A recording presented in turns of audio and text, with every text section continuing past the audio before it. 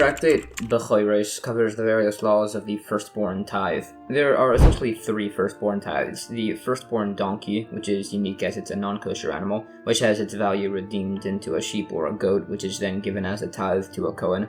Then there's a regular Firstborn of a kosher animal, which is brought to the temple as the Bechor offering. Lastly, there's the Firstborn human, whose value is redeemed onto 5 Shalaim coins, which are then gifted to a Kohen. Chapter 1 will begin discussion on the laws of the firstborn donkey tithes. The first Mishnah says, if somebody buys the firstborn fetus of a non-Jewish man's donkey, or he sells his own donkey's firstborn fetus to a non-Jewish man, or somebody enters a partnership with a non-Jewish man to own a donkey, or somebody is taking care of a non-Jewish man's donkey, or somebody who has a non-Jewish man take care of his donkey, in all of these cases, there's exemption from the firstborn donkey tithe, as the verse states, all firstborn in Israel, meaning this only applies to animals owned by a Jewish person. The Gemara spends some time explaining the necessity for each of these cases to be listed. It states buying a donkey's fetus as he's bringing it to future sanctity there, but when he sells such a fetus, even though he removes it from future sanctity, he would still be exempt. The case of a partnership is mentioned, as there's a unique opinion that says one would be liable for the tithe there, which we're rejecting. And then we teach guarding, and therefore also having one's donkey guarded, to show one's exempt even though the Jewish man still fully owns the donkey. There was a discussion in the earlier Tractate Avodah Zarah on prohibitions against selling large livestock to non-Jewish people out of concern that it could be then used on Shabbos. So it unsuccessfully attempts to prove from our case that selling an animal fetus would not be problematic, as it could just not be discussing the opinion that would take issue with this. It attempts this from other quoted cases, and in the end it states that according to one opinion, it would be prohibited to sell an animal fetus to a non-Jewish person, as mentioned, out of concern that it'll grow and be used on Shabbos, similar to issues with selling a maimed animal, which could be healed. There's variation on how this is derived. Anyways, regarding selling the rights to an animal's future fetus, this is questioned, as according to those that say typically selling an animal fetus would be prohibited. On the one hand, this could be prohibited as it's similar to selling a healthy animal, but on the other hand, it should be permitted as the actual animal isn't being sold. And according to those that say selling animal fetuses would be fine, you could also say either way by the same reverse logic. So that's a disputed point, although it stands largely unresolved. Anyways, we said due to issues of violating Shabbos, it's prohibited to sell a large animal to a non-Jewish person. There's a penalty imposed on somebody who does this.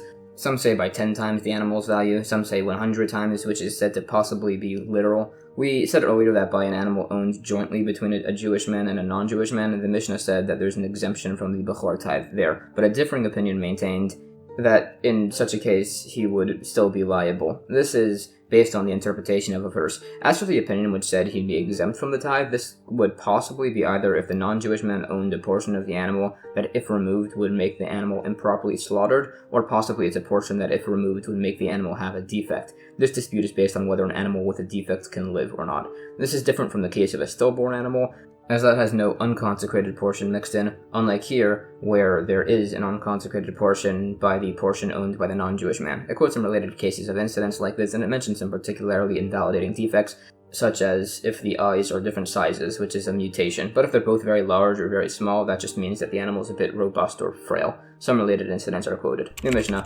Kohanim and Leviim are exempt from the Bechor tithe, as if they were able to exempt the Jewish people from this in the wilderness, they should be able to exempt themselves. The Gemara clarifies, some say what it means is that the Kohanim and Leviim's animals exempted everybody's animals in the wilderness, so their animals now should remove sanctity from their firstborn animals. However, others interpret it that we mean that the actual Kohanim and Leviim firstborns, the people themselves, are exempt from the Bechor redemption, as if the Leviim in the desert removed the sanctity of the male firstborn animals, they should not be able to remove their own firstborn sanctity. This principle is sourced at length. It mentions in the wilderness, everybody's firstborn donkeys were redeemed with a Levi's Selah coin, which it then sources, although it's said to have covered many different animals per coin. It brings support for this point. In fact, there's actually just a broader dispute as to whether firstborn animals and people have this firstborn redemption requirement if they were born during the actual journeying in the wilderness. It discusses this from a number of verses. Some actually just adjust the dispute to be as to whether the Bechors were sanctified initially, and then that kept going throughout the journeying in the wilderness, while others say they were actually sanctified only by the initial census, but that was it, with no further. Others hold like the original interpretation, but with the opinions reversed. Related, it said that a Roman minister asked about the fact that the census in scripture for the amount of Levitim is 22,300, and then in the later total count it only says 22,000, so why were 300 removed? It's explained that those 300 were firstborns, as they couldn't redeem other firstborns, as they could just remove their own sanctity. It also comments on a discussion on the measurements of the building of the tabernacle, as seemingly there's some discrepancy with the amounts used, which are explained that they had different sized measurements compared to what they had in those later times, as the temple mana measure was double the common one. Anyways, back to the firstborn donkey tithe. It's explained that this applies specifically to donkeys and not horses or camels, as it's based on scriptural decree, and also that as the Jewish people were leaving Egypt, they had all their valuables carried out on donkeys. Verses are quoted on this. New Mishnah. If a cow gave birth to an animal that looks like a donkey, or a donkey gave birth to an animal that looks like a horse, it's exempt from the firstborn tithe. Related, by the laws of kosher, if a kosher animal gives birth to an animal that looks not kosher, it's still kosher, while if a non-kosher animal gives birth to an animal that looks kosher, it's still forbidden. The Gemara additionally spends some time sourcing these principles. Related, if a cow gives birth to a firstborn that resembles a donkey, as on the one hand, the firstborn species is subject to a monetary tithe, while the mother species is subject to physical sanctity, while on the other hand, both species are subject to the Bechor tithe. And if you say they should be subject to the Bechor tithe, then what about a donkey whose firstborn resembles a horse, as the firstborn doesn't resemble an animal subject to the firstborn tithe, but it also looks like a non-kosher animal, so it should be similar to the mother as a donkey? And if you hold, like, the latter opinion, what about a cow that gave birth to an animal that looks like a horse, as this is a not kosher animal, so it should go by the mother, but the mother here is subject to the firstborn tithe, while the firstborn species is not. So these cases are all disputed. We said by a kosher or non-kosher animal, if they give birth to something that looks like a differing species, it accords entirely by the species of the mother. That's sourced. It's additionally discussed, and additionally for the prohibition against drinking milk from a camel, as milk from non-kosher animals aren't allowed, in spite of the fact that it's a novelty anyways that we're allowed to drink milk in general from kosher animals, as it's technically formed from blood, which is forbidden, or it's technically similar to consuming the limb of a living animal if somebody drinks milk. It further sources the fact that kosher animal milk is uniquely allowed to be consumed. Anyways, it said if an animal bore a firstborn of an entirely different species, it'd only have the firstborn Bechor tithe apply if it still partially looked like its mother. Some require the head and greater part of the body to resemble the mother. In fact, it's disputed as to if that requirement would also apply by laws of kosher in regards to a mutant-born animal. There's variation on this. In the end, it sufficiently proves that for this opinion, even for consumption by laws of kosher, for it to be allowed to be eaten, its head and most of its body must resemble the mother. We said the product of non-kosher animals is forbidden. It asks, what about donkey urine, which is murky and vaguely looks like milk, and it's simply stated elsewhere that fluids from non-kosher animals are not kosher. Some say it's prohibited, but the reason it's even being discussed is as it apparently uniquely had medicinal benefits. Also, another exception to excretion from non-kosher animals is bee honey, which is actually kosher, which it sources. It also discusses other animal excretions that aren't kosher, like certain egg-like secretions from deer. It's said a donkey placenta could possibly be kosher, as it doesn't count as the donkey's body. New Mishnah. If a non-kosher fish swallowed a kosher fish, the kosher fish can still be eaten. If a kosher fish swallowed a non-kosher fish, the non-kosher fish cannot be eaten. This is as the respective interior fish didn't grow inside the other, like the prior case where it was based on what the mother was. Here, it was just swallowed. The Gemara says, this implies this is only the case if we actually saw the fish swallow the other. So it asks, why can't we assume that the non-kosher fish swallowed a kosher fish, then digested it, and then gave birth itself to a kosher fish? So there are a few answers, either that this fish was found in the intestines, or it was found in the throat, or it was found fully developed, or it's simply we say as majority of fish give birth to their own species. We can viably assume that the different species in the fish's stomach was swallowed, not born. Anyways, a related discussion on the breeding habits of various animals. Non-kosher fish are said to give birth to live young. Kosher fish lay eggs. All animals that give birth to live animals nurse with milk. All animals that lay eggs gather food for hatchlings, besides for the bat, which uniquely lays eggs and nurses. It's also said that dolphins uniquely reproduce in a similar manner to humans. Although one of the commentaries, Rashi, defines the Aramaic word for dolphin here as a half-human, half-fish hybrid. So, a mermaid, essentially, although he uses the word for siren, and it's actually saying that humans can interbreed with them, but that's a related point. Anyways, all male animals who have external genitals have live young, while males with internal genitals lay eggs. Also, animals that have relations by day give birth at night, and animals that have relations by night give birth at night, and animals that have relations at any time give birth at any time, and this is relevant by some laws of finding eggs on a holiday, as to if somebody is not sure as to when the egg was laid. as discussed back at the very beginning of Tractate Bechoros. Also, all animals whose reproduction manner and gestation length are similar can interbreed with one another. All animals copulate facing the same direction besides for fish, humans, and snakes, who copulate facing each other, as they alone were addressed by the divine presence, the fish by Jonah, and the snake by the Garden of Eden. Some say camels copulate back to back. Anyways, it then gives the exact gestation lengths of various animals, and also corresponding trees or plants that have similar gestation periods, like a chicken hatches after 21 days, which is similar to the almond. A dog is born after 50 days, which is similar to the fig. The cat after 52 days, like the mulberry. The pig after 60 days, like the apple tree. Foxes and some reptiles take 6 months, like grain. There are many other examples. One of these is particularly spoken on, the snake, which gestates for 7 years and has no plant equivalent, although some say it's a specific species of fig that's sourced. Anyways, it sets a dispute between the sage Rabbi Yeshua ben Hanania and one of the Roman Caesars on the gestation period of snakes. The sage said it's 7 years. The Caesar said the wise men of Athens reported that snakes gestate for 3 years, so the sage responded, well, perhaps they had been pregnant for 4 years beforehand. So it essentially turned into a debate as to if the sages are wiser than the Athenians. So Rabbi Yeshua requested a ship be built with 60 cabins and 60 seats inside of each cabin, and he then took this and sailed to Athens. Rabbi Yeshua there saw a butcher skinning an animal, and he requested the head for sale, so the butcher agreed to the sale, but then the sage said no, he was referring to the butcher's actual head, which he'd claim unless he was shown to the entrance of the discussion hall of the wise men of Athens. So the butcher said he didn't want to, as they'd kill anybody who gave away their secret location, so the sage told him to just carry some reeds around and stop and rest around their entrance. So the sage found the secret entrance, and he saw there were some guards on the inside and on the outside, and he found that the policy was that they would execute the sentries if unauthorized footprints were found between them. So the sage waited for a moment, and then quickly placed his shoes down facing both directions, and in that way all of the sentries were killed and he managed to sneak in. So he saw there were 2 chambers, the upper one with the younger members and the lower chamber with the older members, and so as to not offend either group by greeting the others first, he just generally greeted everybody. So they asked what he was doing there, so Rabbi Yeshua said that he was one of the Jewish sages and he wished to learn of their wisdom. So they challenged him to a debate, with the terms being that if he won, the Athenians would have to join him on his ship. So they then asked him a series of riddles. These are all very esoteric in nature, and they're explained and interpreted by the commentaries to be debating some theological concepts on man's relationship with God. For instance, the first question was, if a man asks to marry a woman and the family refuses him, why would he then try to marry somebody of higher social status? So Rabbi Yeshua responded by sticking a pin into a wall, and he found he was unsuccessful, so then he stuck the pin higher up, where it entered a hole into the wall. So then it's explained to be basically a dispute on the Jewish people, who do not do very well in this world, but he explained it's a poor match and they will be successful in the world to come.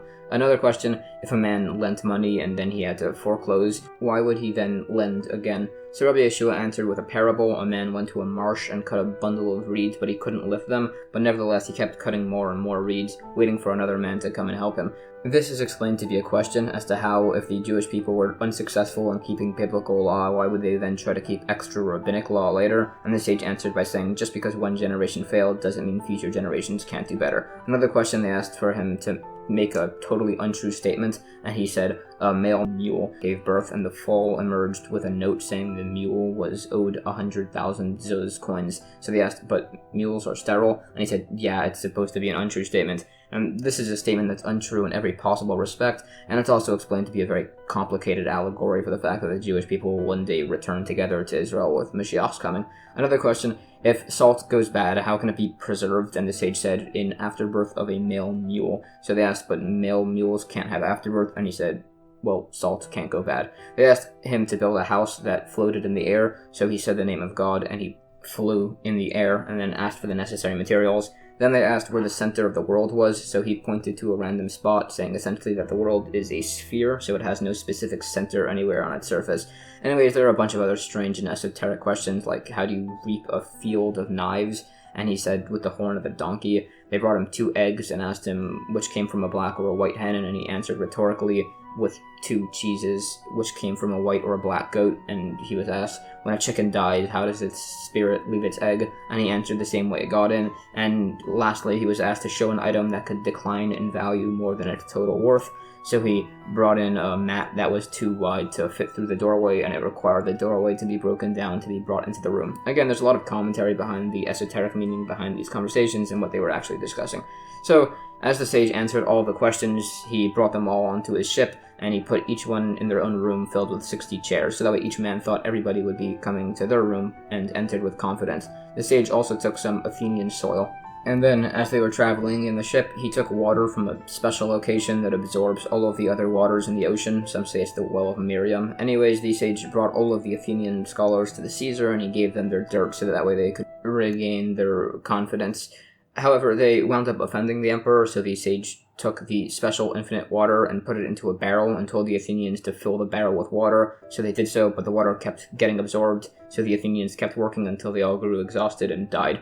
One commentary explains this is a metaphor for them to be unable to predict the precise nature of the Jewish calendar, as it operates simultaneously on the solar and lunar cycle, and this is all just a metaphor for them failing at a nearly impossible task. New Mishnah. If somebody has a female donkey that hasn't given birth before, and it gives birth to twin male donkeys, only one lamb should be redeemed and given to the Kohen. If it had a male and a female, and he doesn't know which was first, a lamb is set aside, but doesn't need to be given to the Kohen. If somebody had 2 donkeys, and they birthed 2 male firstborns, 2 lambs are given to a Kohen. If the donkeys had a male and a female, or 2 males and a female, 1 lamb is given to the Kohen. If they bore 2 females and a male, or 2 males and 2 females, nothing is given to the Kohen. If there were 2 donkeys and one had already given birth before, and they had 2 males, 1 lamb is given to the Kohen. If they had a male and a female, 1 lamb is separated and kept by the person. The redemption for the donkey is done with a lamb, as the verse states here. The redemption animal could be a sheep or a goat. It could be male or female, old or young, blemished or unblemished. It could be reused and redeemed on several donkeys. It's subject to the animal tithe, and if this lamb dies, it can still be benefited from. The Gemara says, by the case where the donkey gives birth to 2 males, this possibly disagrees with the opinion that it's possible to be precise with measurements and timings, or it's that we do agree with him, is just an exception based on a verse. There's no matter of the 2 of the donkey's heads exiting at the exact same instant, as they can both still be sanctified, so we clearly don't think things could happen at the precise same time. The reason why one of the donkey fetuses is sanctified in spite of there being an interposition from the other twin fetus is as it's on the same type, so it doesn't cause an interposition. We said if the donkey bore a male and a female, a lamb should be separated and can be kept. This apparently must be done to allow the donkey to be used again, which means that the one who stated this holds that until a lamb has been redeemed, the firstborn donkey cannot be benefited from. Others dispute this, which is discussed further. It's largely a debate if this animal can be benefited from based on some verses. Some say that similar to the Egla Arofa, if the donkey is beheaded instead of being redeemed, it's agreed it cannot be benefited from. It also debates as to whether this donkey meat would be subject to food impurity, as it's not really typically viewed as a food. It additionally discusses these points, and further disputes as to whether a decapitated calf can be benefited from. It does rule, according to the opinion, that a firstborn donkey could be redeemed with a lamb worth any amount, even one worth as little as a sixth of a zuz, even if the lamb is very thin. Although it is ruled, the donkey should be redeemed with a lamb worth 3 zuzim, which is what's recommended. Also, this redemption of the firstborn donkey, according to some, doesn't even need to be done with a lamb. It could be done with some other items. Some redeemed it with cooked vegetables, for example. Some say it's effective to redeem somebody else's donkey for them, and the owner would still keep the donkey. We said that the redemption lamb of a firstborn donkey is still subject to being tithed. The only way this could really be possible is, as it'd have to be without the Kohen receiving the lamb. So it would be if there were something like 10 questionable firstborn donkeys, so there's 10 sheep redeemed for them, so he can keep 9 and give the last one as the tithe. It's like some similar cases by various tithing laws. There's some further discussion on these principles. Anyways, we said if the redeemed lamb for the donkey firstborn tithe dies, it could still be benefited from. The necessity of stating this is to say that the moment the lamb is redeemed, the Kohen has ownership of it, meaning if it dies, the Kohen can benefit from it. New Mishnah. Some animals that cannot be used to redeem the firstborn donkey: a calf, any wild animal like a deer, a slaughtered animal, an animal with a defect, any hybrid goat and sheep, or a hybrid goat and deer. Some say the hybrid goat and sheep would be allowed, as they fit the described classification, but not the part deer animal, as that has a doubtful status. Also, if an owner gave the actual unredeemed firstborn donkey to the Kohen cannot keep it unless he actually redeems it onto a lamb. The Gemara quotes sources for these principles. Also, according to the opinion that the slaughter of an animal covers the fetus, It asks, if an animal's fetus can be redeemed for a donkey, as on the one hand, it's just like meat, but on the other hand, it's alive. That's disputed between several opinions. Also, if an animal's parents are one species, but the child just physically looks like a different species, like two goats give birth to a goat that just looks a lot like a sheep, according to the opinion that a hybrid wouldn't be allowed, it asks if this would be, as if there's a difference, so that's disputed from several cases. It also asks on the legitimacy of redeeming a firstborn donkey onto disqualified sacrificial offerings, according to those that say the donkey cannot be benefited from, as if this prohibition will then transfer to the other animal. It said it would be prohibited, as that's similar to redeeming the donkey onto a deer or similar. Also, it's asked about redeeming a firstborn donkey onto sabbatical year animals, specifically by a firstborn donkey of questionable status that still must be redeemed. Some say this would be allowed by the questionable firstborn donkey. It's also said that a sabbatical year animal itself is exempt from this Bechor tithe, and also is subject to the Kohanic gift tithes as mentioned in chapters 10 and 11 of Tractate Bechoros. It's been some time sourcing these principles. The reason a donkey can't just be given straight to a Kohen without him redeeming it first is as we don't trust that they'll redeem it themselves, even if they're specifically trustworthy individuals. New Mishnah. If somebody designates a lamb to redeem a firstborn donkey and it dies before being given to the Kohen, Rabbi Eliezer says the owner must replace it, as it's similar to the firstborn son redemption tithe, while the sages say the owner doesn't need to replace it, as it's similar to the Ma'aser Sheni redemption, that it does not need to be replaced in the event that it's lost. Others confirm like the latter opinion, which says that it doesn't need to be replaced. If the actual firstborn donkey dies, Rabbi Eliezer says it has to be buried and the lamb could be benefited from. The sages say it doesn't need to be buried and the lamb belongs to the Kohen. The Gemara additionally discusses the sources for these opinions. It is said that the donkey firstborn is redeemed from birth, but another source says it's redeemed after 30 days. Some explain this to mean that if it's redeemed before 30 days, it's redeemed after the fact, while others explain it to mean it just needs to be redeemed within 30 days, although it confirms like the former opinion. New Mishnah. If somebody doesn't want to redeem the firstborn donkey, it must be decapitated from behind, as stated in this verse, although redemption would take precedence over decapitation of this animal. Similarly, the marriage of a maidservant to her master takes precedence over the decapitation of this animal, which is based on verses, and the Levirate marriage, Yibum, is preferable to the rejection of the Levirate marriage, Chalitza, but then in later generations, when people stopped doing this just for the mitzvah, it became preferable to do Chalitza. Lastly, the mitzvah of redeeming an animal must be done by the owner, and he takes precedence over every other person based on a verse. And that's the end of chapter 1 of Tractate Bechoros.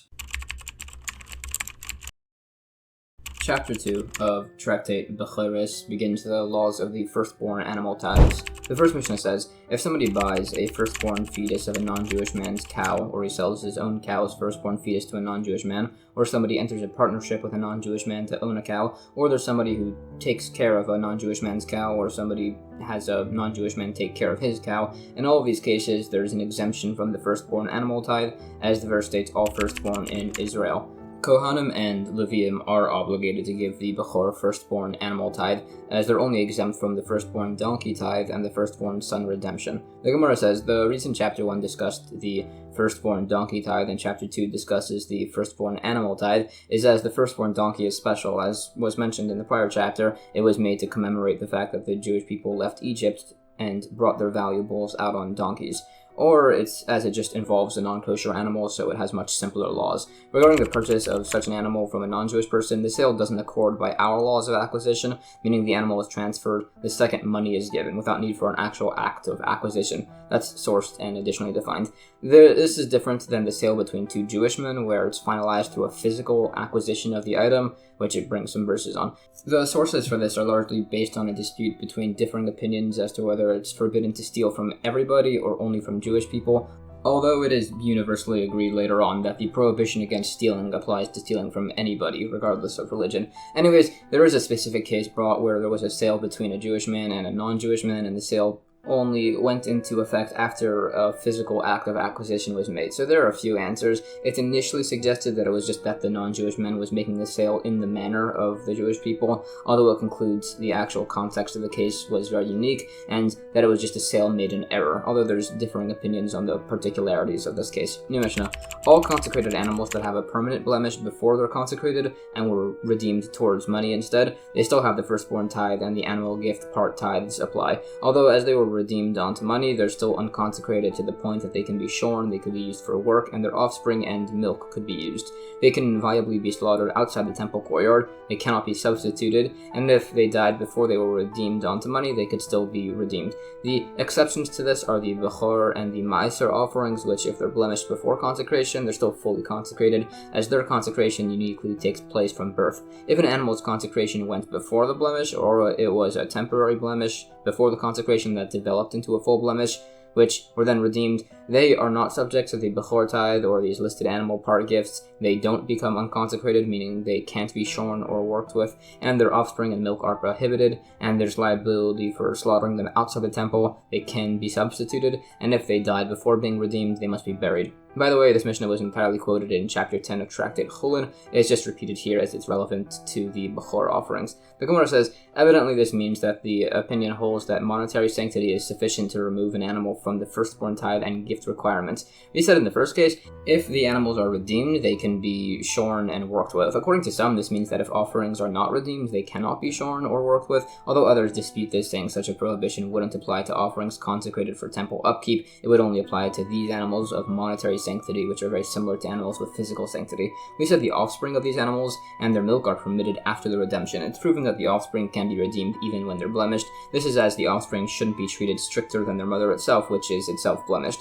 This implies that if somebody directly consecrated an unblemished ram for monetary sanctity, it would receive physical sanctity. Further, on the animals that were blemished before being consecrated, there's some dispute if we're talking about the temple altar or a private outside altar. It sources this, and also the fact that they would not be subject to substitution. We ended by saying if such an animal dies, it could be redeemed. It cites the individuals who held this opinion, and also a differing opinion that said if it dies, it must be buried. If the blemish occurred after consecration and they're then redeemed, we said they're not subject to the Bechor tithe or the Kohanic gifts. This is then sourced as this particular case is compared in scripture to a deer offering, which that would also be disqualified in a similar manner. It additionally discusses verses on this. It said by offerings that are consecrated and then blemished, that they don't become unconsecrated to be allowed to be shorn or worked with. This is then sourced.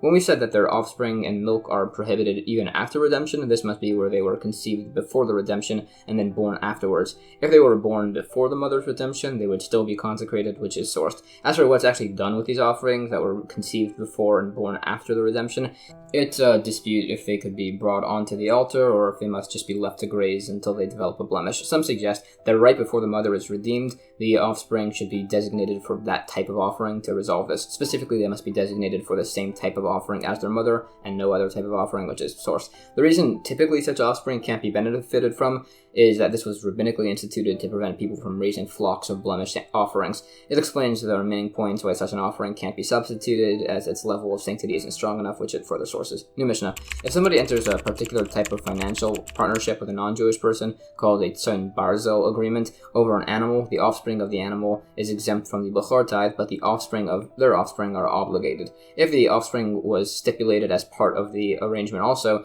the offspring of their offspring would be exempt, but those animals' offspring, the fourth generation, would require the Bechor tithe. Others disagree and say that all future generations of the animal are exempt, as the non-Jewish man has some ownership over all of them. New topic. If a ewe gave birth to an animal that looks like a goat, or a goat gave birth to an animal that looks like a ewe, it's exempt from the Bechor tithe. If it still has some of its mother's characteristics, it would have the tithe apply. The Gemara explains, by this financial partnership, the offspring of the animal uniquely is partially owned by the non-Jewish man, unlike by typical cases of such a partnership. As if the non-Jewish man decided to demand his funds, he could instead take the animal's offspring, so for this reason, those uniquely have no Bechor tithe applied to them either. We said the children of the animal are exempt from the Bechor tithe, but not the grandchildren. There's a differing opinion that the grandchildren are also exempt, but not the great-grandchildren, and it would actually maintain this view even if the second-generation animals were shared in the ownership. Instead, unlike by the Mishnah's opinion that the offering exemptions all just shift by one place. It additionally disputes between these opinions.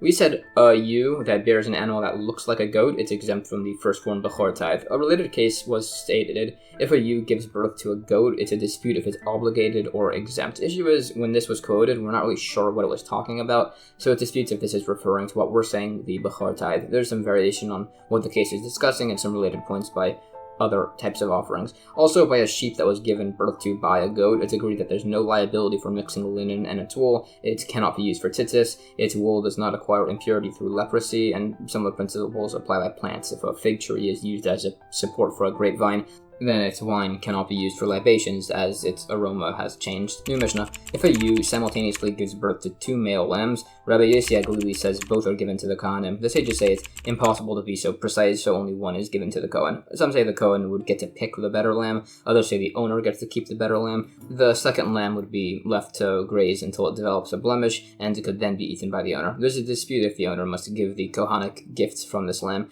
If one of the lambs died, it's a dispute. Some say they divide the remainder, others say the Kohen can't prove it was his lamb, so he just gets nothing. If the 2 lambs that were born simultaneously are male and female, the Kohen gets nothing. The Gemara says, it's a dispute if things could be precise and things that are in God's hands, but as for things that humans do, it argues regarding a bunch of services in the temple or laws of impurity, as if people are capable of doing things in an extremely precise manner. That's disputed from another case, also including the measurements by the Egla Arufa ceremony, as discussed way back at the end of Tractate Sota. As we see in that discussion, the presumption are that measurements are inexact, so we see that it's held that measurements cannot be presumed to be precise. By the 2 lambs, the reason some held that the better lamb goes to the Kohen is as we assume the better lamb just went out first. The other opinion simply said that the owner retained the better animal. The reason some said that the Kohanic gifts must be given is either the animal is the Kohen's, as it was born first, or it's not the Kohen's, in which case the gifts would be still given anyways. The opinion which says they're not given is as he holds the Bechor is considered as if it was sold by the Kohen,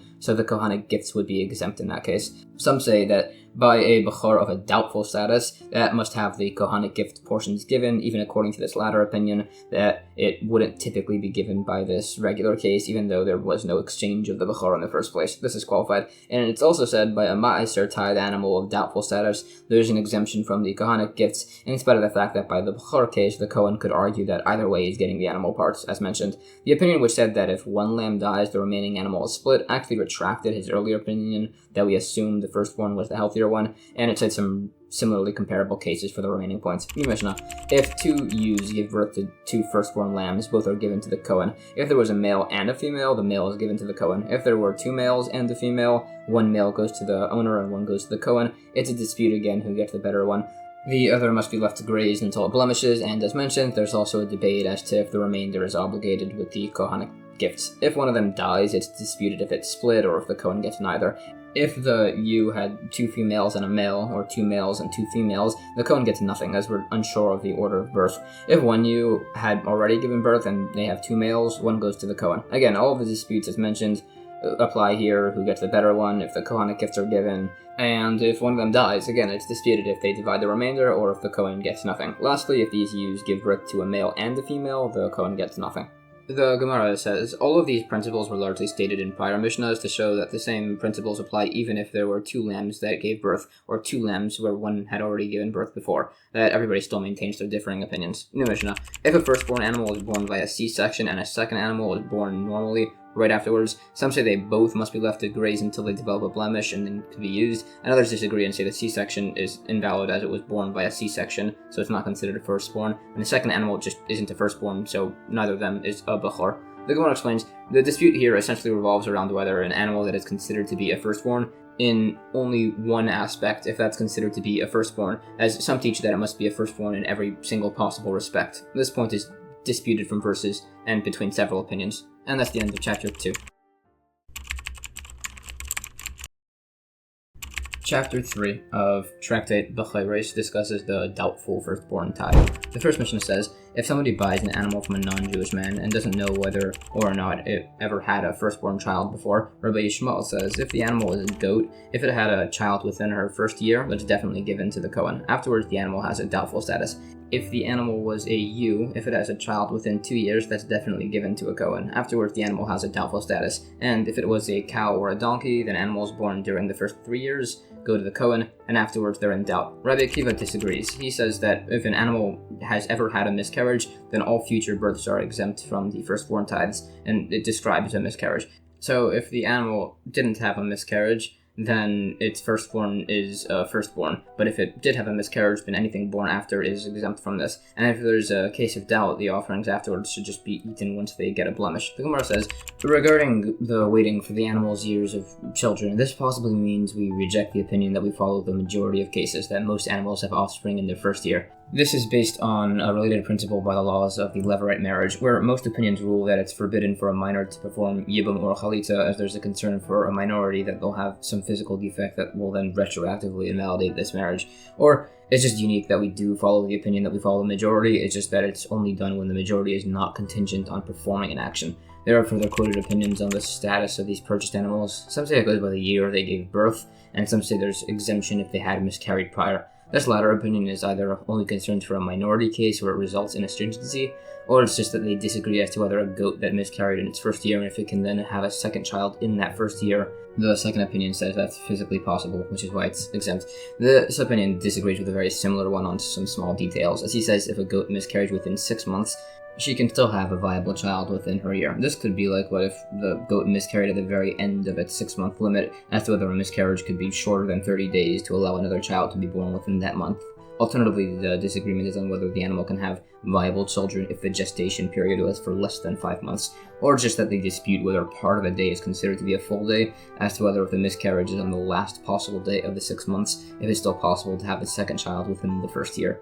Then there was Rabbi Akiva's opinion, and he essentially holds that if an animal produces milk, that doesn't strictly mean it's had its firstborn, here a miscarriage, and anything born after is invalid, so it puts future offerings in that questionable status. It suggests another case by laws of tithes. If a goat gives birth to 3 daughters and each of those gave birth within the first year, they all must be tithed from. It listed a case with 10 goats to create a tithing obligation, but it mentioned each animal having their own offspring, as we rule that a goat that has a viable child in 1 year cannot have another that same year. Now, there was a second opinion who mentioned this case, but that it only applies if the animals were all tithed within 1 year. There's the same explanations as before as to what the difference is, either they dispute whether a goat that miscarried can have another child within 30 days, whether an animal that gestates for less than 5 months is considered to be viable, or whether part of a day is considered to be a full day, or they debate whether a premature animal can even be tithed. It further proves that it is held by some opinions that a premature animal can be tithed from. We've been mentioning miscarriages of a specific sort where there was just a fluid discharge, and it additionally describes what this looks like. It said that for an embryo to form in a human womb, it takes 40 days. By an animal, the length of time is unresolved. Anyways, this was all regarding a Jewish man purchasing an animal from a non-Jewish man, thereby causing a doubtful status on the firstborn. If it was purchased from a Jewish man, it's considered to definitely have had a firstborn, as if it had children that would have definitely been mentioned in the sale, as it's a good thing typically. Others disagree and say it'd have a doubtful status, as they might just not mention whether or not it had children because they think the animal is just being sold to be eaten as meat. Others say it's just definitely not a bechor, as if it was, it'd be prohibited to benefit from, and the seller would have definitely told him that that was a factor, which it then sources. The earlier opinions just held that a man has no responsibility to alert a buyer as to whether an animal had offspring or not. New Mishnah. Some opinions say, if a large animal discharges a large amount of blood, that must be buried, and it's exempt from the firstborn tithe. The Gemara adds, this blood wouldn't transmit impurity through contact or carrying. The reason it's therefore buried is just to show that the mother is henceforth exempt from the bechor tithe. It doesn't transmit impurity as it's a fetus, as it's nullified by the majority of other fluids it's mixed with, as seen in some other cases. Some say a miscarried child is not considered to have opened the womb as a firstborn, unless its head circumference is the size of a spindle whorl. It additionally describes similar principles. Related to this, it said if somebody has fish brine that's impure, he can purify it by taking it into a mikveh. As if this brine is majority water, then it'll just be purified by the mikveh water. And if it's majority brine, then it can't become impure, as the water is nullified. Although if it's then cooked in a pot, the impure water will mix with the pot water and become impure. And it mentions similar nullifications of produce by other foods. Some actually hold that nullified impurities cannot actually be reawakened by mixing them with other produce. This is discussed from several cases, which finally brings us to our own case. An animal miscarried a large amount of blood. We said it doesn't give off impurity, as the fetus is nullified through all of the fluids. So in fact, based on this opinion that said nullified impurities can be reawakened just can't fit with our Mishnah. Although some try to say here, if a dead animal was putrefied from its very beginning, it doesn't give off impurity. Although it said that this wouldn't strictly apply here, as the blood mass was technically fit for consumption initially, if its mother had been eaten before it had been expelled. Related, it said that if pure brine mixes with a small amount of water, it's considered to be impure, as it was originally owned by an ignoramus who are suspect of diluting their brine with up to an equal amount of water, or it's just that it was exactly 50% of water and it was then mixed with a small amount of water, so it becomes majority water, which is then susceptible to rabbinic impurity. New Mishnah. Some say if somebody purchases a nursing animal from a non-Jewish man, we assume that the nursing animal is nursing from its own actual mother. Similarly, if their entire flock is viewed and they see that animals that had given birth were nursing and animals that hadn't given birth were not nursing, we can assume that every animal is just nursing with its own child. The Gemara says an opinion that every Mishnah stated in this particular chapter is the law we hold like. Issue is, nearly every Mishnah in this chapter contains a dispute, so it explains he could only be referring to Mishnahs that don't contain a dispute, meaning including this Mishnah and the next one after this, in spite of the fact that its points are disputed outside of the actual Mishnah. It quotes the opinions that disagree with the statements listed here, that we don't assume an animal is nursing with its own child. Anyways, it further disputes as to whether we can viably assume an animal always nurses its own young. Related, if somebody saw a young pig nursing from a ewe, the ewe is exempt from the Bechor tithe and the pig cannot be eaten as it's not kosher. This is essentially as we apparently hold, that we assume it's only nursing with its own offspring, and if it had a child already, it might nurse with other animals of its own type, but not animals of a different species, unless it itself had given birth to them. This is similarly questioned by other opinions. New Mishnah.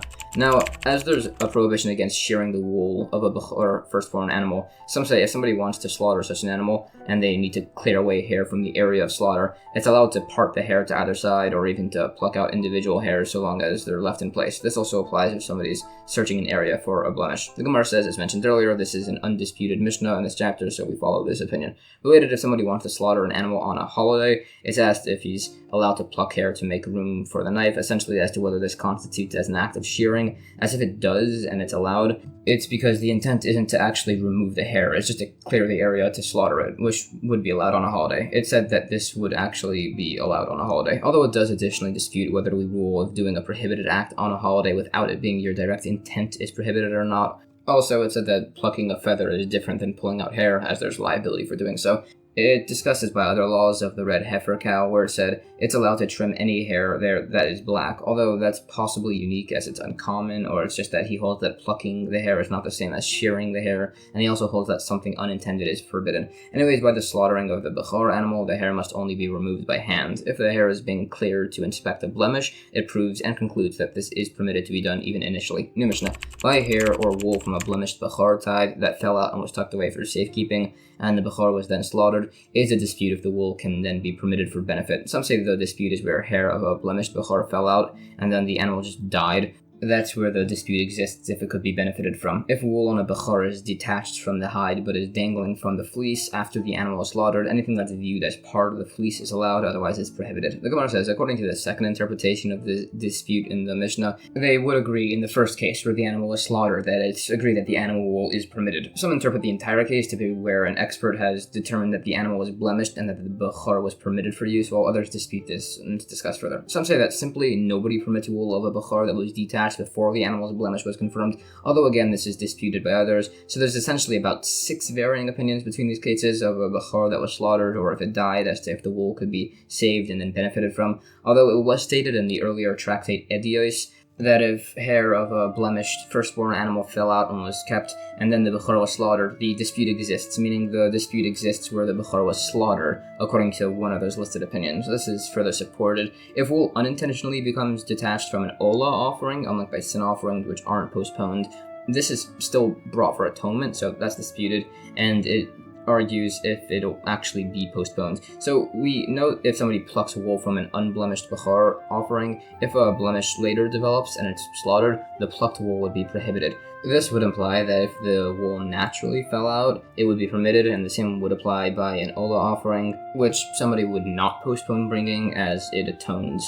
But this is rejected, as it says that even if the wool naturally fell out, it would be also impermissible, which shows us the stringency of this opinion. Lastly, we said if wool dangles from a fleece that's then slaughtered, the wool that's not seen as part of the fleece is forbidden. So this is defined as either wool where the root and tip are both visible from above, or just any wool that's not level with the other wool. And the first opinion disagrees with the second, as he just says that all fleeces have some hairs that aren't level. And that's the end of chapter 3. Chapter 4 of Tractate Bechoros continues covering the laws of the firstborn animal tithe. The first Mishnah says, a firstborn animal isn't just immediately delivered to a Kohen. It's raised for a period beforehand before it's delivered by a small animal, it's raised for 30 days first, and by a large animal, it's for 50 days. While Rabbi Yossi actually says by a small animal, it's 3 months. If the Kohen demands the animal before this period ends, it cannot be given to him. If the animal is blemished and the Kohen wants to just eat it, it could be given. During the times of the temple, if the animal is not blemished and the Kohen asks for the animal early to bring it as an offering, it could be given to him. A firstborn Bechor offering must be eaten or offered within a year of its birth, as stated here. If a firstborn animal develops a blemish within its year, it can be kept for 12 months, and after its first year, it can be kept for an additional 30 days, which is a point that's going to be explained. The Gemara quotes verses to source the fact that an animal must develop for a brief period before being given to the Kohen. The reason if a Kohen demands the offering early is just not given to him is as it's comparable to a Kohen who assists with threshing so as to receive his Terumah tithe, which is said to be a wrong thing to do. It quotes additional forbidden practices on tithes, such as that a Kohen can't pay somebody to give the Terumah tithe to a different Kohen, which is specifically stated by Terumah tithes, as everybody knows that those are consecrated and can't be redeemed. So there's no concern somebody will mistakenly think for deconsecrated, so it needs to be specifically prohibited to have this tithe transferred to another Kohen as described. It doesn't need to mention this by the Kohanic gifts or the blemished Bechor offering, as those only have monetary sanctity, so there's just no concern of this error, so it's known that this wouldn't be allowed. It mentions that this concept of the Kohen helping thresh to receive Terumah would actually be permissible if the produce was from outside of the lands of Israel, which have a much more lenient status. Similarly, Terumah produce grown outside of Israel can be nullified within a majority of unconsecrated produce, as seen in some cases. Also, by produce from outside of Israel, if it's Terumah tithe, it could be eaten from, and afterwards it could have the Terumah separated. Also, some produce isn't prohibited by impurity besides for impurity from the body and only by rabbinic impurity, although impurity of contact does not apply here. Therefore, a nida, a menstruating woman, could separate challah outside of Israel as a tithe, and a minor Kohen could eat such a tithe. And if an adult Kohen wants to eat it, the challah could then be put on a poker and then burnt in an oven, and it could then have a new challah tithe separated.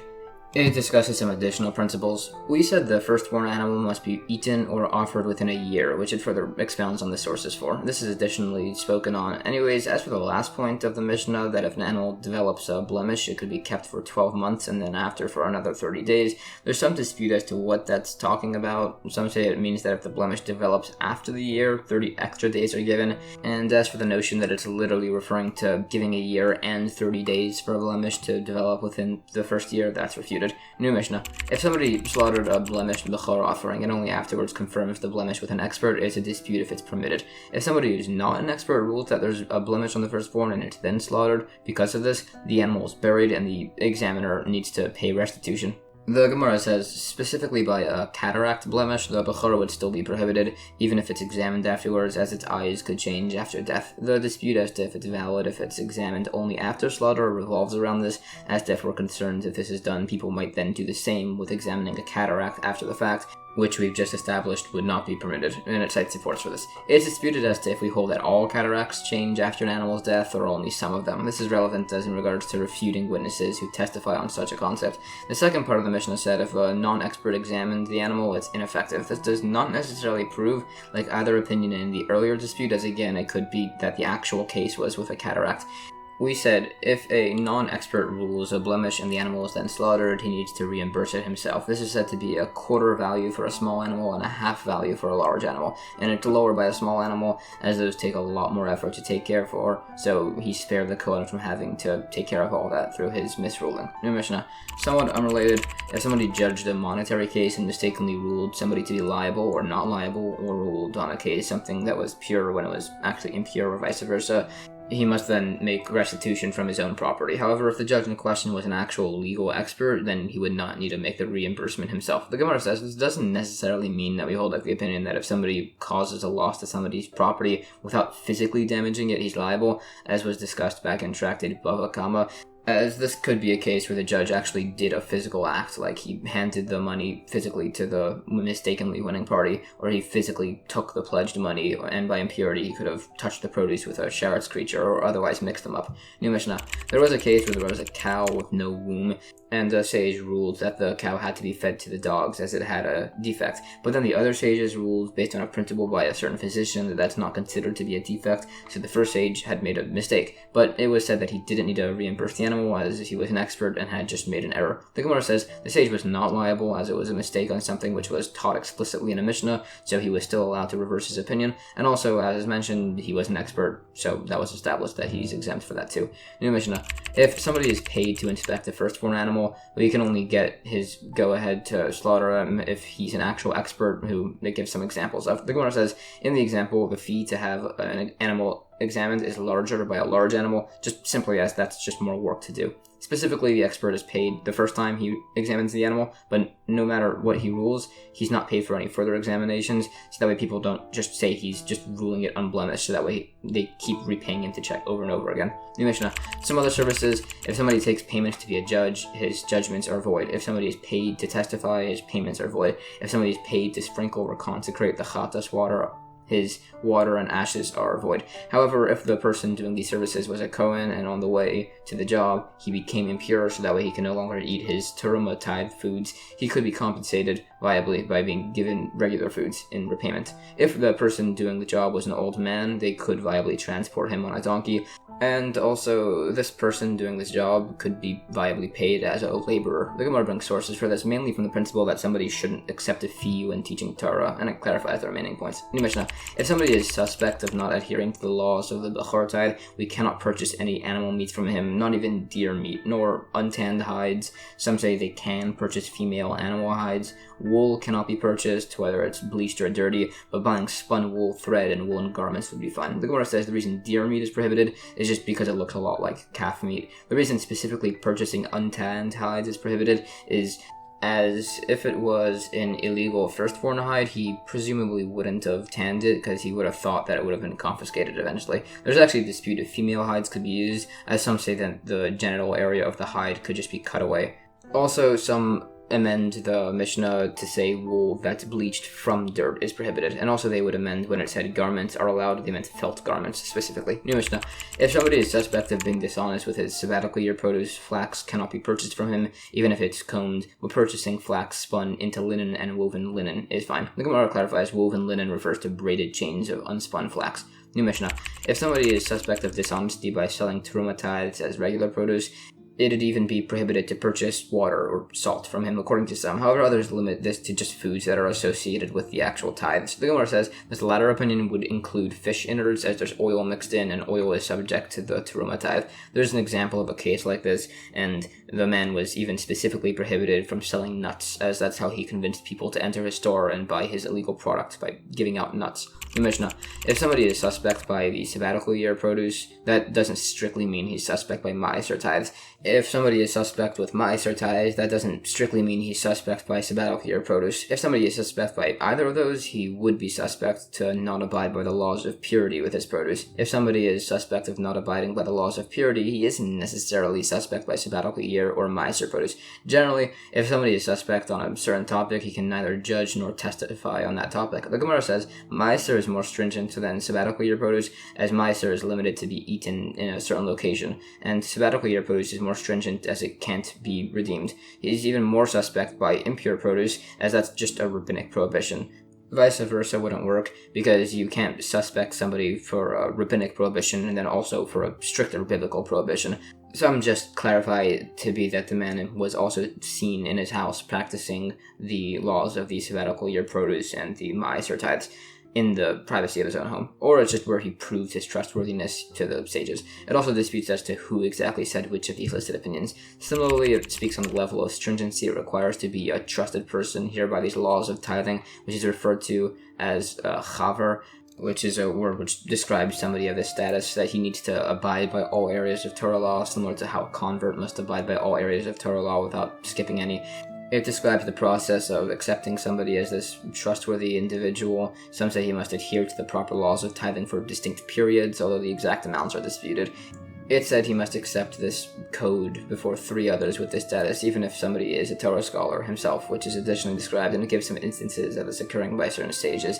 It said if such a man sins secretly or even publicly, as they could repent, they're still accepted. Such a man cannot be a tax collector, and it gives examples of this. Also, a Kohen is said to be fit to examine all firstborn animals for blemishes, besides for his own animals, as people might suspect him of bias, although he can inspect his own offerings or maaser tithe animals, and he can rule by his own food for purity. By the Bechor firstborn, this Kohen is acting as a single judge and expert. The reason he can examine his own offering is that if he wanted to, he could just annul his own consecration instead. He's believed by the Meiser animal, as he could have just blemished his flock before tithing them, and he's believed by his foods for purity, as he could just anyways eat those when he's himself impure. And that's the end of chapter 4. Chapter 5 of Tractate Bechoros discusses the laws of a blemished firstborn animal. The first mission says, by all typical offerings, if they're blemished, the profit from their sale goes to the temple treasury, and they can be sold and slaughtered in markets, and they're weighed against a litra weight. The exceptions to this are the Bechor and the Ma'aser tithes, where the profit goes to the owners, and they're weighed against other pieces of meat. The Gemara explains, it's only possible to sell and slaughter a consecrated animal according to those that say it can be redeemed after it died, without need for it to be stood and evaluated. Those that say the evaluation is necessary, they say the Mishnah refers to the animal after it's been redeemed, as the redemption value increases, as the owner knows he can sell it for a higher price. We then said the Bechor and Ma'aser have their profit go to the owners. Both of these could viably be sold in stores, but as for a household sale, that typically can't be sold from one's house, so it'd only be allowed to sell a blemished Ma'aser animal that belonged to an orphan to prevent him from having a loss, as that's just an established leniency. Also, it mentions the sage who said this. Rav Sheshas wanted to be credited with the answer, as it said that any Torah scholar whose teachings are quoted, his lips move in the grave. An alternative explanation is posed. A Meiser animal of orphans can be viably sold, and a Meiser animal of regular adults can have its meat sold only if it's included with its hide, sinew, and horns. This leniency is then sourced. It's essentially as the fact that a Meiser animal just can't be sold after slaughter was a rabbinic institution made in case somebody sells an animal before it's slaughtered, which itself is biblically prohibited, but this stringency doesn't apply to the animal's hides or bones or otherwise, so that would be permitted to be sold after. Some say such a sale inclusion would only be permitted by large animals and not by small ones. Others say they debate by the practice of a locale, essentially as to whether they make tools out of the bones. Anyways, it further sources the fact that a Meiser animal cannot be sold. A number of these are quoted and spoken on. New Mishnah. Beis Shammai says only a Kohen can eat a blemished Bechor firstborn animal, while Beis Hillel says that anybody could do so, even a non-Jewish person. The Gemara sources these opinions. These are expounded on. Those that say a non-Jewish person can eat the blemished Bechor animal is as the first compares this offering to the deer and hart, which they can also eat. Others just take this to mean that just like the deer and hart are excluded from the Bechor laws, so too are disqualified offerings. Related, there's a dispute if blemished Bechor offerings can be fed to somebody with nida impurity. That's then sourced further. It said that skinning an animal from the feet is prohibited on a holiday, if that's not an activity needed for that day, but then it also says that this would apply by a Bechor animal, that it can't be skinned like so. This is in accordance with the opinion by laws of impurity, as stated earlier, that the blemished Bechor still retains some degree of sanctity, so it cannot be treated in such a disrespectful manner. Some say this also applies by the blemished and redeemed animals of all other types of offerings, which it then sources. Skinning the animal in such a manner would not even be allowed to benefit the temple treasury, as it decreases the value of the meat. Some say skinning blemished offerings from the feet is prohibited as long as it looks like somebody's doing work with this offering. Others say the issue is that the animal would be kept alive and a flock could be raised from these animals. New Mishnah. If a Bechor firstborn animal had a blood congestion, Rabbi Yehuda says, even if it'll die because of this, letting blood and causing a blemish would be forbidden. The sages say it's allowed, as long as you don't make a blemish, and if a blemish is made, it cannot be slaughtered because of this. Rabbi Shimon says bloodletting and causing a blemish here would just be permitted. The Gemara says, this whole conversation is very similar to a principle of a teruma tithe cask of wine that became questionably impure. Some say it should be concealed and covered, others say it could be exposed and uncovered, even though that will definitely make it impure, and others say that just nothing should be done with it. It then tries to link these three opinions' logic with the three opinions in our Mishnah. Possibly the entirety of both discussions on the Bechor tithe and on this on impurity revolve around the interpretation of certain verses, which are then discussed, although in the end it says we hold in accordance with the opinion that a blemish formed by bloodletting makes the animal fit for slaughter, according to Rabbi Shimon. New Mishnah. If somebody splits the ear of a Bechor firstborn, causing a blemish, according to Rabbi Eliezer, it's no longer capable of having a blemish. According to the sages, if another blemish develops on it, it could then be slaughtered and eaten. The Gemara says, Rabbi Eliezer here says a blemish permanently invalidates an animal as it's a possession, but by a person's own body, by a leprosy blemish for example, he can't become permanently impure. This is additionally described along with some unresolved questions that are asked. Now, if somebody cuts his firstborn animal's ear and his son inherits it, It's compared to the sabbatical year field, where if a father impermissibly fertilized his field during the sabbatical year and then died, the son could still sow it the year afterwards, so we see the penalty does not extend to the son. Similarly, if somebody contaminated somebody's pure food with impurity and then died, the son isn't held responsible to have to repay for his father's actions. New Mishnah. There was a very specific case. Some Roman officials saw a very old ram, so they figured it must have been a leftover Bechor tithe, so they gave it a blemish by cutting its ears so that way it could be slaughtered. The sages said the animal was permitted. So hearing this, the Romans went and slit the ears of many other Bechoros, but those were then ruled to be prohibited. Similarly, some children were playing and they tied a bunch of lamb's tails together, and one lamb's tail was torn and was found to be a Bechor. The sages ruled it was permissible to then be slaughtered, as it had a blemish, so the children went and started tying together other sheep tails to cause blemishes, and the sages ruled those to be prohibited. Essentially, this is as the general rule, is that if a blemish is caused on purpose, the animal is prohibited, and if it's caused on accident, it makes the animal permissible. The Gemara says it quoted both cases. They show that this applies by a non-Jewish man who could become accustomed to such an action, and it applies by a minor Jewish boy, as they won't get confused with an adult. Some say if a non-Jewish person causes the animal's blemish, it's permissible so long as a Jewish man said it cannot be slaughtered unless it has a blemish. But if he said it can only be slaughtered if a blemish is made in it, that's prohibited. Others say there's just no difference between these two cases. The final clause, which stated the general rule is to prohibit an intentional blemish that's caused indirectly, and it's to permit a blemish caused by a non-Jewish man if the concept was just mentioned casually to him. New Mishnah.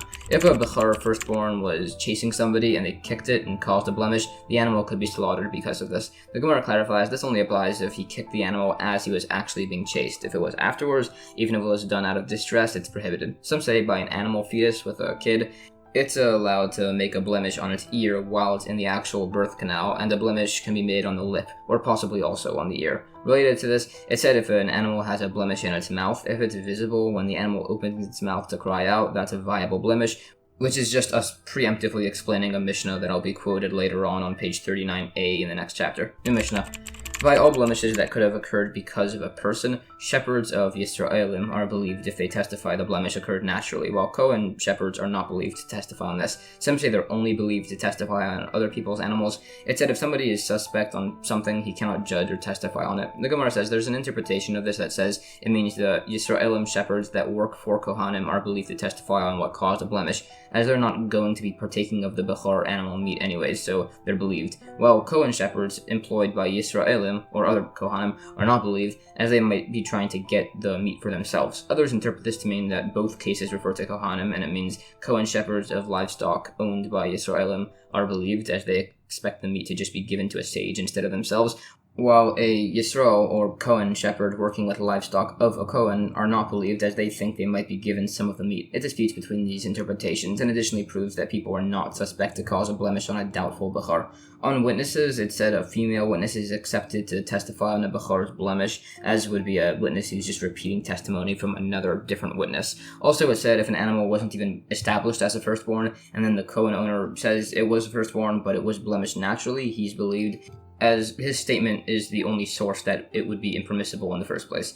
The concept of this was established back by the laws of marriage. It's just repeated here as this is unique, as he had to have stated it was a Bechor to have the blemish be examined, and yet in spite of this, it's still permitted by this principle. Others, however, disagree and say this would not apply based on a related case, as there's just a presumption that Kohanim blemish their firstborn animals. Some say a Kohen with the established status of a Chaver, which was spoken about in prior chapters, somebody who's trusted with their tithes, they're believed to not cause a blemish on their animals. New Mishnah.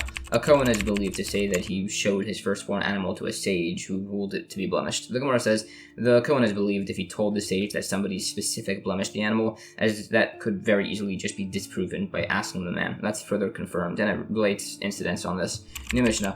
Everybody would be believed to testify about a blemish that was naturally caused on a mice or tithe animal. The Gemara sources this as if the man wanted to, he could have just blemished all of his animals to ensure that it was the tithed animal that would be blemished, and he could then keep it. New Mishnah. If a Bechor firstborn was blind or had its foreleg cut off or had a broken hind leg, some say this blemish is obvious enough that it could be declared by 3 ordinary men. Others say it would still require an expert to confirm it. The Gemara says, according to some opinions, a blemish on a Bechor can be authorized outside of Israel by 3 ordinary men, as it's more lenient there. This is clarified to only be where the blemish is unmistakable. According to some, Normally, 3 ordinary men can just declare a blemish if there's just no expert available, and similarly, 3 ordinary men can annul a vow if there's no sage available. It quotes who holds these opinions. In the end, we do hold up the opinion that 3 ordinary men can declare a blemish by these select obvious ones. New Mishnah: if somebody slaughtered and sold a Bechor firstborn, but it's found that he hadn't confirmed the blemish with an expert, in spite of if the purchasers consume the meat, he must still reimburse them at the purchase price, and any unconsumed meat must be buried. Similarly, if somebody slaughtered and sold an animal, and then found out afterwards that it had an invalidating defect, whatever was eaten is eaten, and everything else is returned to him, the purchases are refunded, and if the meat was sold to a non-Jewish man or thrown to his dogs, they would pay for the lesser price of an animal with a defect, and he refunds everything he overcharged. The Gemara cites the same principle by the case of wine or produce that was found to be used impermissibly or is otherwise untithed. Some say if the buyer ate the actual portion of the meat that contained the blemish, he does not get that portion refunded, as the owner could just claim that he would have shown that piece to a sage and gotten the blemish confirmed. By untithed produce, the buyer isn't reimbursed for what he ate, as the owner could just say he would have tithed and eaten it himself. And by forbidden Nesach wine, the man isn't just reimbursed for what he drank, as this is a mixture of kosher and forbidden Nesach wine specifically, and it's in accordance with the opinion that such a mixture could be sold to a non-Jewish man and viably be used, minus the value of the forbidden wine that was mixed in. And that's the end of chapter 5. Chapter 6 of Tractate Bechoros covers the laws of Bechor offering blemishes. The first Mishnah says, the following blemishes on a firstborn animal would invalidate the animal and allow it to be slaughtered and eaten. A notch in the ear's actual cartilage, not just in the skin. If the ear was split, if it was punctured with a hole the size of a bean, or if the ear was dried up. Some say to the point where if it was pierced it wouldn't bleed, and some say that it would just crumble. The Gemara says, the blemishes include more than just being blind and lame, as the verses state specifically. As the other words imply, there are more variants than those just listed here. These are further spoken on, and also sources the point that blemishes by consecrated animals refer specifically to permanent blemishes in order to allow a redemption. There is some dispute over the minimum size of a notch in the ear. Some say a notch or a split in the ear could be minuscule and could be natural or caused by a person, and the minimum size is enough that a passing fingernail would be stopped by the notch. By an ear puncture, it's a dispute what size of a bean this is. Some say it could even be needle-sized, although it disputes what if it's large enough for a bean to pass only partially through, which is a point that's disputed at length, based on some additional principles of purity and impurity. These are additionally discussed along with some further points on these principles, such as if a flat wooden utensil could contract biblical impurity. Additionally, it proves by these laws of impurity that by making a hole in an object, it implies that certain sized augers are the same size as a sella coin, but there are certain types of augers, and more ordinary ones are larger than a sella coin. New Mishnah. If the animal's eyelid was punctured, notched, or split, if it has a cataract or certain growths that are described, or an intermingling of the white part of the eye with the pupil, that's a blemish. Although if the pupil mixes with the whites of the eye, that's not a blemish. The Gemara additionally spends some time defining these eye defects and growth types. According to some, we said it's only a blemish if the whites intermingle with the pupil. Others disagree and say there's just a blemish either way. New Mishnah. Further eye blemishes, white flecks or water in the eyes that are permanent, which is defined as lasting 80 days. Some say we examine 3 times within these 80 days, and if it's not cured by eating moist and dry fodder from a rain-watered field, or by eating moist and dry fodder from an irrigated field, or by eating dry fodder and then moist fodder, that would prove nothing. However, if it eats moist fodder and then dry fodder, and it's still not cured, then it's established as a blemish. The Gemara quotes the individual who holds the opinion that permanent white flecks or water for 80 days in the eye of an animal constitutes a blemish, and it must only be proven with moist fodder and then dry fodder from specifically a rain-watered field. This treatment period took 3 months, which could work with the crop growth of the year if it's fed with the moist crop during the months of Adar and half of Nisan, and then the dry crop during Elul and half of Tishrei. Although the produce is harvested then, it's disputed if the animal must also be fed in those specific months. As for the amount it must be fed, some say it's the volume of a dried fig. There are various specific other details that are questioned as to if it could eat or even drink anything first, if it could be free roaming or not, on the location of the animal in proximity to a city, and those all stand unresolved. We said the animal is checked 3 times in 80 days, so that's after 2 26.5 day lengths and then 27 days. If the animal with its blemish is ruled to be incurable, it's unresolved if this invalidation exists from then or retroactively, which is relevant if the animal had been impermissibly benefited from with Me'ila. New Mishnah. If the animal's nose or lip was punctured, notched, or split, that's a blemish. The Gemara says an opinion, the nostril puncture is only a blemish if it's on the outside, and the lip injury is only if it's on the outer edge. New Mishnah. If the animal's front gums were notched or cut, or the back gums were uprooted, that's a blemish. Some say that by the molars and the gums beneath them, that's just too far in and hidden to constitute a blemish. The Gemara additionally describes this last point that the very back gums don't constitute a blemish if they're notched or cut. Although if they're uprooted, some say this is still a blemish, others say it's only enough to invalidate it as an offering, and others say it's still not considered to be a blemish. If an animal is missing an entire organ, it's not visible, so it doesn't count as a blemish regarding consecration. However, it is asked if a missing organ would make the animal disqualified for sacrificial use, and that's disputed further. Some say it would only be invalidated if the organ was removed, such as a kidney, before the animal was slaughtered, or alternatively, the animal is only valid if the organ was removed before the receiving of the blood service, although some limit the requirement for the animal to be whole to apply only within its first year, although that's said to be down to the exact hour. By a male animal's genitals, it disputes whether if they're damaged in certain described ways as to whether those constitute a concealed or a revealed blemish. New Mishnah. If the sheath of a male animal's genital was notched, or if a consecrated female animal's genitals were notched, that's a blemish.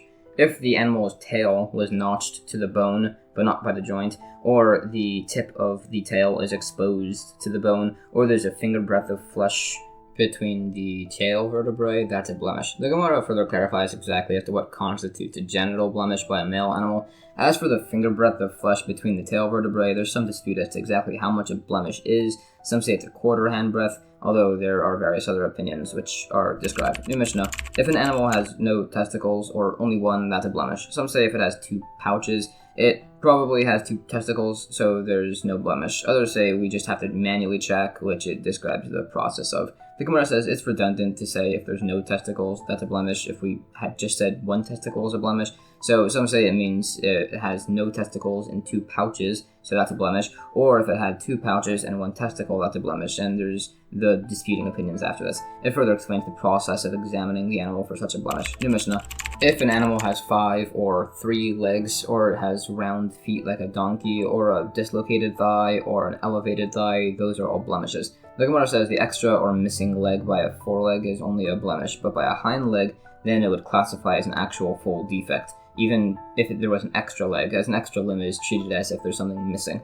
By the donkey hoof, it just means they're rounded. They could still be cloven, and it'll be a problem. It additionally describes a dislocated and elevated thigh. New Mishnah. If the animal's foreleg or hind leg was broken, even though that's not visible, that's still a blemish. Some also add, if the animal's eye is rounded like a person's, or if its mouth is similarly shaped like a pig's, or if a majority of its tongue is missing, those are all later ruled to be blemishes. The Gemara says the broken bone isn't visible, but it is made visible through its work, so it's a blemish. Regarding the animal's eye being circular like a human's, that's a blemish if it's like this by the actual socket. If the pupil is round, that's fine.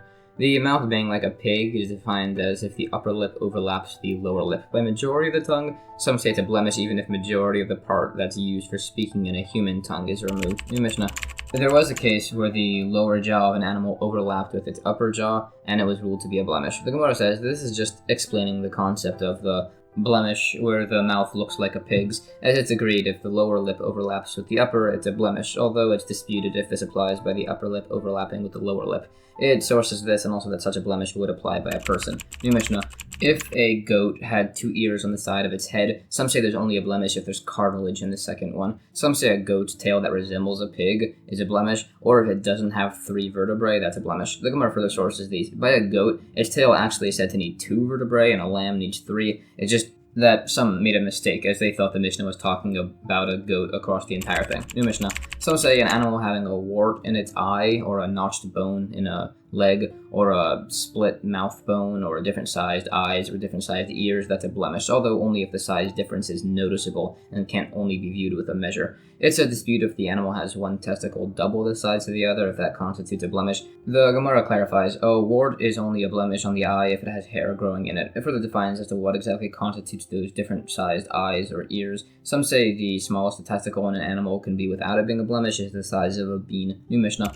If a calf's tail doesn't reach the thigh bone, that's a blemish. Others say that's untrue, as the tail will continue to grow. The Gemara says the thigh bone here is referring to the patella, the upper joint. New Mishnah. If a firstborn Bechor animal has any of these blemishes, it could be slaughtered. If a disqualified sacrificial offering has these, it could be redeemed. The Gemara says the purpose of this statement is to teach that we hold like a few of the select additional opinions that added those specific blemishes, as listed in earlier Mishnahs. New Mishnah. If an offering has the following lesser blemishes, it cannot be slaughtered for the temple. If it has white flecks or water in its eyes that are not permanent, if its back gums are just notched, if it has boils, if it has a wart, if it has another listed type of boil, if it's old, if it's sick, if it smells poorly, if it was used to commit a sin, if it killed a person according to only one witness or its owner, if it has covered or both male and female genitals called a tumtum and an adjuringanus respectively, although some say that the last one is just a full severe blemish, while others say it's just not a blemish at all. The Gemara further defines the differences between these different listed types of boils and those listed in scripture. We said an old, sick, or poor-smelling animal have a defect, which are then sources. These are all sourced separately, as an old animal can't recover, a sick animal isn't a typical part of its development, and a poor-smelling animal just isn't actually physically ill, so they're all listed separately. An animal that has a sin committed with itself has a blemish, which it then sources. This is where they only have a single witness, or the owner testified that the act was committed, as otherwise the animal would just be put to death. The dual male and female genitalia and androgynous don't constitute a full blemish, as it would have to be a blemish on the actual bone, or it's as it can't just be cut in a flesh area. The opinion which said this actually is a full blemish holds that, as they say, it's recognizable, so it's considered to be a serious blemish.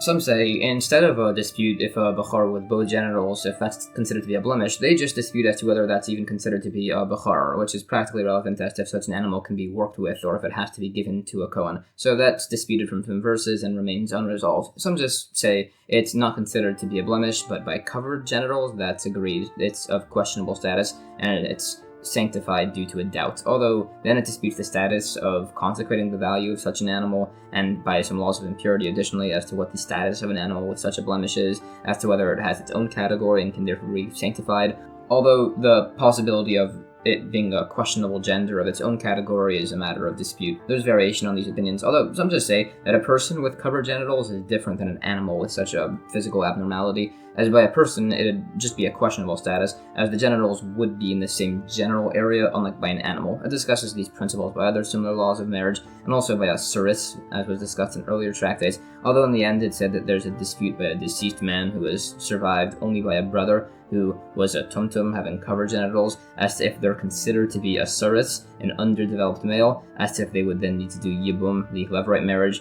where there are other brothers, or chalitza, rejecting the levirate marriage in a case where there are no other brothers. And that's the end of chapter 6.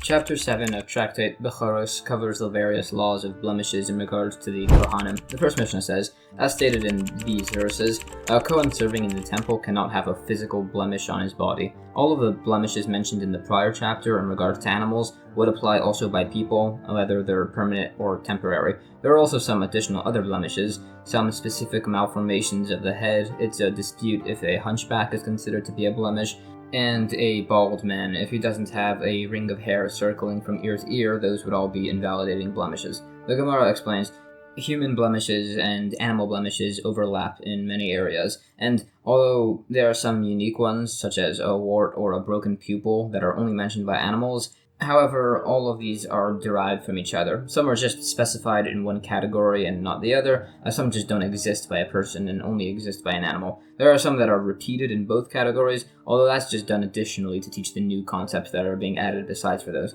The reason it separately writes that there's invalidation for a blemish in a man, in an offering, and in a firstborn is by a man they're subject to more mitzvahs, so the others have to be written. A bechor is sacrificed on the altar, unlike a person, but has sanctity from the womb, unlike by regular animals, so the others have to be written. And the blemish by an offering, that's sacrificed on the altar also, and it has a greater degree of sanctity than a firstborn, so all 3 of these had to be written. And it also then explains why each of these couldn't be learned from any combination of 2 of them. It's explained based on verses that there are basically 2 types of blemishes. There's an actual blemish and a blemish because, as it said, they don't match the characteristics of the offspring of Aaron, which is something like the abnormally shaped head that was mentioned. And there's a practical difference between these, as somebody with an actual full blemish invalidates a service as he does it, unlike somebody with a unique physical characteristic. By the latter, there's at least a violation of a positive commandment, while if somebody's just of unsightly appearance, there's no violations at all. It describes the head abnormalities, which are described as either being a cone-shaped head or a turnip-shaped head, and also somebody whose neck is right in the middle of his head. There's also somebody with an axe-shaped head, somebody whose head is slanted in the back, and somebody with an abnormally long or short neck. By a hunchback, if the hump has a bone, that's agreed to be a defect. The dispute is where there's no bone, as to whether that's different from being like the offspring of Aaron, or if it's just some excess flesh. For a bald man, that's where he doesn't have a ring of hair in the back of his head, even if there is in the front. If he has hair just in the back, or in the front and in the back, that's fine. It's also said being bald, a dwarf, and somebody with runny eyes, those are all disqualified from serving in the temple, specifically as they don't resemble the offspring of Aaron, not for any other reason. New Mishnah, the word Gibeon is mentioned as a blemish in scripture, and some define this as somebody who has no eyebrows, or only one eyebrow. Some say it just means somebody with overly long eyebrows, and others say it translates to somebody who has 2 spines. The Gemara explains these translations. In regards to somebody with 2 spines, they just die in birth, so it refers to somebody with a severely bent spine, so that way it looks like he has 2 spines. New Mishnah, another blemish, a person with a nose that's so sunken that he has no bridge of his nose, if his eyes are fixed looking up or down or in different directions, as well as somebody who can't bear to look at the sun, and others which will be defined. Also, somebody's eyelashes have fallen out is disqualified by being of unsightly appearance. The Gemara additionally describes all of these abnormalities and sources them. It also mentions other eye blemishes, being blind even in one eye, or having permanent white flecks or water in one's eyes. So there's a blemish if there's total blindness, any visual impairment, some mixing of parts of the eye, and any abnormalities in his eye's placement or focus. There's a blemish if somebody's afraid of the sun, and the other blemishes are defined as mismatched eyes or eyebrows. It's also a blemish to have round or leaking eyes. Also a blemish, somebody whose eyes are constantly jerking around, somebody with abnormally long eyelashes, or somebody with no eyelashes, as if there's no roots. That's a biblical blemish. New Mishnah. For the blemishes, if the Kohen's eyes are too large like a calf, or too small like a goose, or if his body is too large for his limbs or too small for his limbs, or if his nose is abnormally large or small, those are all invalidating blemishes. If a Kohen's ears are too small, that's a blemish. If his ears are shriveled and closed, that's a blemish. If his upper lip protrudes past his lower one, or vice versa, that's a blemish. If somebody's teeth have fallen out, he can't serve in the temple, as it looks unsightly. The Gemara says, it said Moshe was 10 cubits tall, as he was able to spread out the tent over the tabernacle, but that wasn't a blemish, as he was proportionate across his entire body. In regards to somebody's nose being too large, if it's longer than average by the width of his little finger, that's a blemish. Another blemish is having super long ears, which are compared to a described certain type of goat. Somewhat related, a goat with no horns that were just cut off in the middle, and a female sheep with horns are valid to be brought on the altar, which are then sources. If the horns were removed along with their cores, those cannot be offered, but it's not considered to be a blemish. If the hooves were removed with their cores, they're unfit as offerings, and that is a blemish. To clarify, if the horns are cut partly through, they're still valid, only if they're cut above the level of the bone core inside. New Mishnah.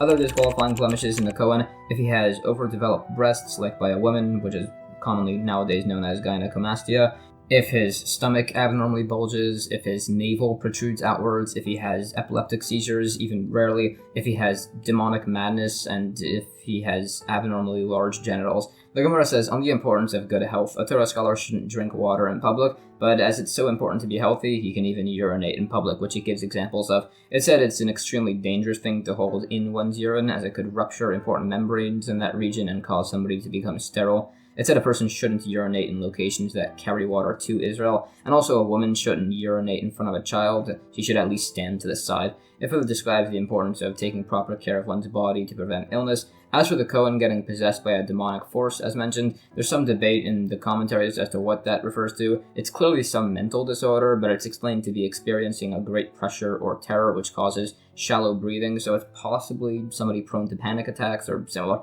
As for the abnormally large genitals, that's defined as extending past the knee. New Mishnah. Another scriptural blemish is a meroach ashech, which is possibly defined as if a Kohen has no testicles, or only one, that would be a blemish. Others define it as crushed testicles, others define it as inflated testicles, and one opinion just reads the words differently and reads it as somebody with a dark skin color, although that's pretty much universally rejected. The Gemara additionally expounds on the sources for all these.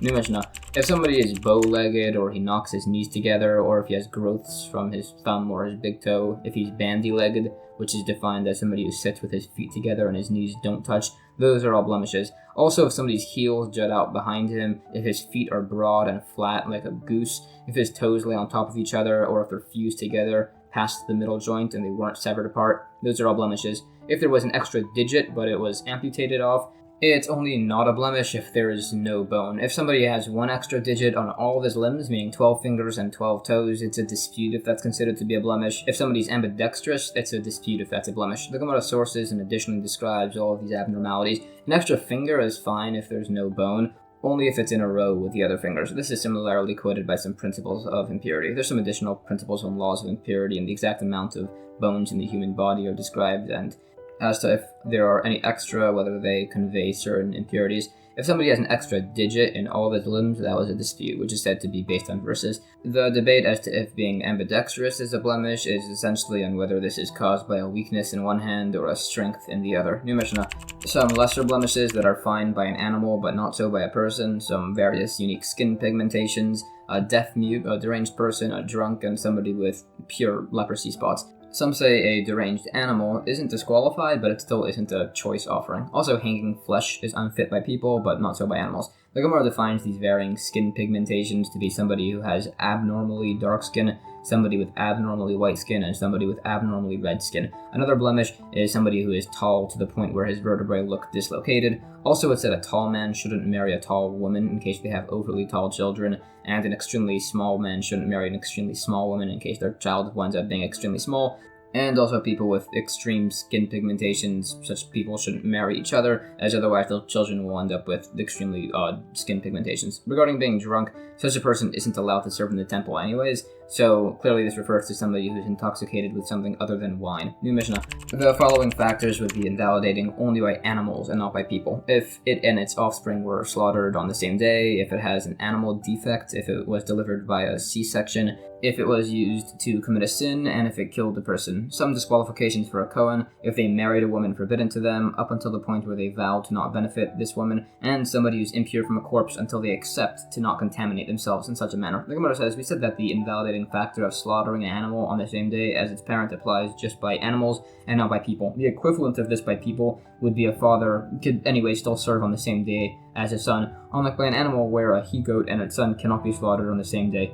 If the Kohen married somebody prohibited to himself, he'd need to take a vow against benefit and then also divorce her. This vow should have no room for annulment, as it must be taken on the understanding of the public. That's described. By contaminating himself with the dead, he does not need to take a vow, he just needs to accept to not do this, as unlike by being with his wife, he doesn't really have a desire to do this. And that's the end of chapter 7. Chapter 8 of Tractate Bechoros covers the laws of the firstborn human tithe, the redemption of the firstborn. The first Mishnah says, as has been mentioned throughout, there's an obligatory tax of a few coins, 5 salaim, which are paid to the Kohanim when somebody has their firstborn child, called the redemption of the firstborn. Specifically, it's possible for somebody to be a firstborn in laws of inheritance, but not be a firstborn by the redemption to a Kohen. Rabbi Meir says this would be a baby who was born premature and alive, or a developed baby that was born dead, or a miscarried fetus that resembled an animal or a bird. The sages say the baby only does not need to be redeemed if it's a miscarried thing of human form, if it's a flattened mass, if it's an amniotic sac, if it's a developed embryo, or if it comes out in pieces. If somebody has no children and married somebody with children, even if they were born while she was a maidservant or a non-Jewish person and she had converted, her new firstborn is only a firstborn for inheritance but not for redemption. Others disagree and say this would be a firstborn for both. It's possible to be a firstborn for only the redemption but not for inheritance. If a man already had children and then married a woman who had never had any, or if a non-Jewish woman converted while she was pregnant, or if a slave was emancipated while she was pregnant, or if a regular person and a Cohen or a Levi had firstborn children that were mixed up, or if a woman and somebody who already had children had their kids mixed up, or a woman who did not wait 3 months after her prior marriage ended to confirm that she wasn't pregnant before marrying a new husband. In all these cases, the firstborn counts for the redemption, but not for inheritance. Obviously, it's then possible to be a firstborn for both, and it's possible to be a firstborn by neither, which will be discussed in upcoming Mishnahs. The Gemara discusses as to at what point when the head emerges from the womb it's considered to be a birth based on these laws. It's said it goes by the emergence of the forehead. Now, it was said that a child is fit for inheritance once his father could recognize him, so the face until the nose must be visible, as that's what was described in earlier tractates as the minimum necessary to be able to recognize a person. Although by a woman being allowed to remarry by identifying her husband's corpse, there's typically a lot more leniency by those laws, but that's only at the end of the process. Initially, there's a bit more stringency, as the forehead and also the nose must be recognized, unlike here where only the forehead is necessary. Alternatively, the variation is just based on a verse. If somebody had children when he was not Jewish and then converted, it's a debate if he can then have a firstborn in regards to inheritance. Some say no, as he already had a firstborn, and others say yes, as when he converts, he's considered to be like a new person. This principle similarly exists by other laws and discussions, which are then brought. It said if a female Levi had a firstborn son, it's exempt from the firstborn redemption tithe. Seemingly, it shouldn't really matter what the status of the mother here is, so the case is just explained to be where she's married to a non-Jewish man, and we're then saying that it's just a disqualified Levi. Others just simply say that the case is that the husband is an ordinary Jewish man, but as the wife is a Levi, and it's her firstborn, there is no redemption paid. It disputes this interpretation from other quoted cases. If there is a firstborn son from a Cohen, who's not himself a Cohen, as his mother married his father in a prohibited marriage, such as by her being a divorcee, if the father died within 30 days of his birth, it's a dispute if the son must then redeem himself. This essentially revolves around as on the one hand, the father never acquired the rights to his redemption money, but on the other hand, any other Cohen who wants payment could just be told that they wouldn't be able to have taken it from his father.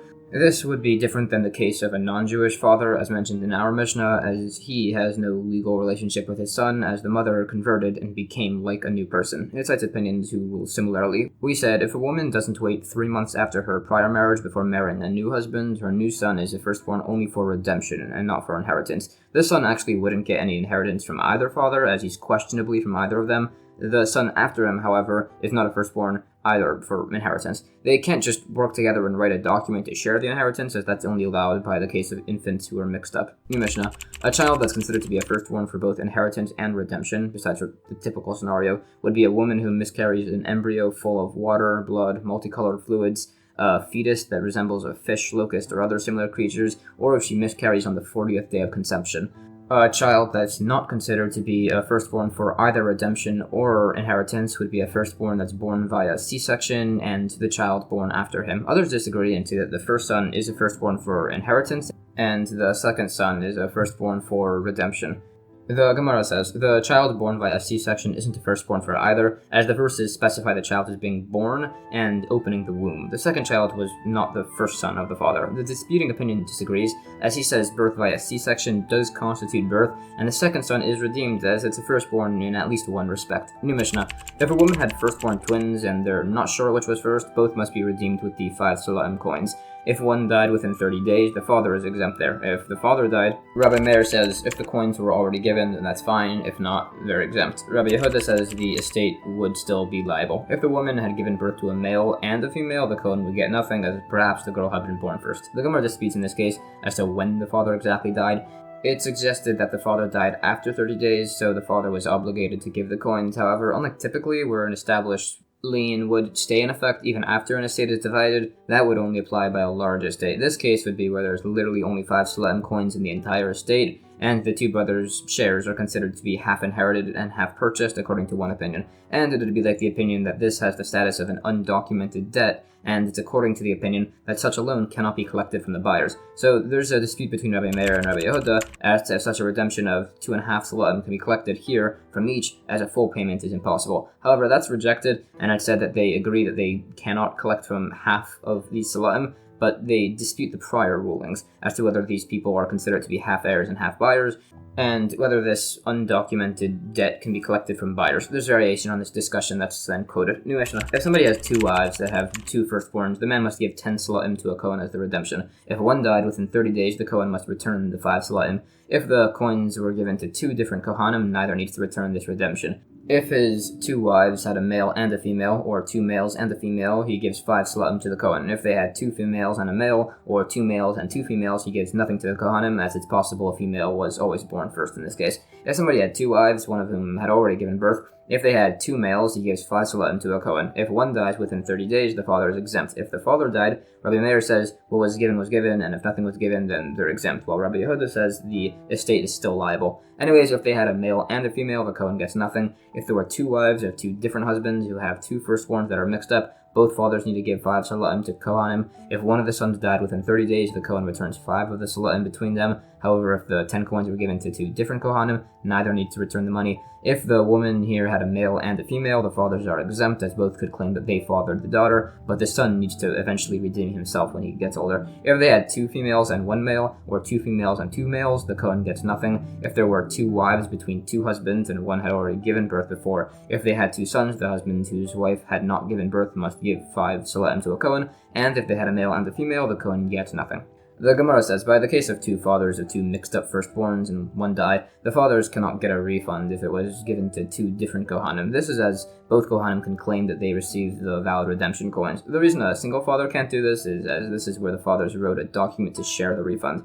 In the case of 2 women who had never given birth, then had a male and a female, which were mixed, the Kohen gets nothing. Unmentioned was that if 2 males and a female were born, the Kohen gets nothing, as this case just can't exist by 1 husband and 2 wives. New Mishnah. If a firstborn son died within 30 days, if a father had already given the redemption money, the Kohen must return this. If the son died after 30 days, the father would still need to pay the redemption tithe. If the son died exactly on the 30th day, that counts as part of the prior term. Rabbi Akiva says, if the father had given the redemption money here, he isn't refunded, but if he hadn't, he wouldn't give it now. The Gemara says, the debate between Rabbi Akiva and the others is based on some verses. However, it is agreed by laws of mourning. The 30th day is always considered like the preceding term, as we're more lenient by those laws. New Mishnah. If a father of a firstborn died within 30 days, the child is held responsible to redeem himself until he proves his father did so already. If the father died after 30 days, the child is presumed to have been redeemed until proven otherwise. If a father still needs to be redeemed, and his son also needs to be redeemed, and there's only funds for one, some say the father takes precedence, others say the son does, as that's the father's own obligation, while his own redemption was his father's. The Gemara says, if somebody redeems their son within 30 days before the obligation takes effect, it's actually a dispute if this redemption even counts, specifically in the case where the Kohen went and spent the money before the redemption took effect. Some say it's like a conditional betrothal, where even if the funds were consumed, the betrothal would go into effect. However, others disagree with this comparison. If the father stipulated that the son should be redeemed as of now, there would be no redemption. Uniquely here, we hold like the opinion that says that this isn't like a conditional betrothal, and such a redemption would be invalid. If the Kohen still had the money, obviously it would be valid. If the father and the son both need to be redeemed, if there are only 5 salaim at all, it is agreed that the father should redeem himself, as one's obligation towards one's own mitzvah takes precedence. The dispute as to who gets priority in redemption exists where there are 5 salaim of sold and cumbered property, and 5 salaim of owned property. As some say, this debt is like a written document, meaning it could be collected from encumbered property, however others dispute this. New Mishnah. The 5 salaim of the firstborn son redemption are paid with the Tyrian moneh coin.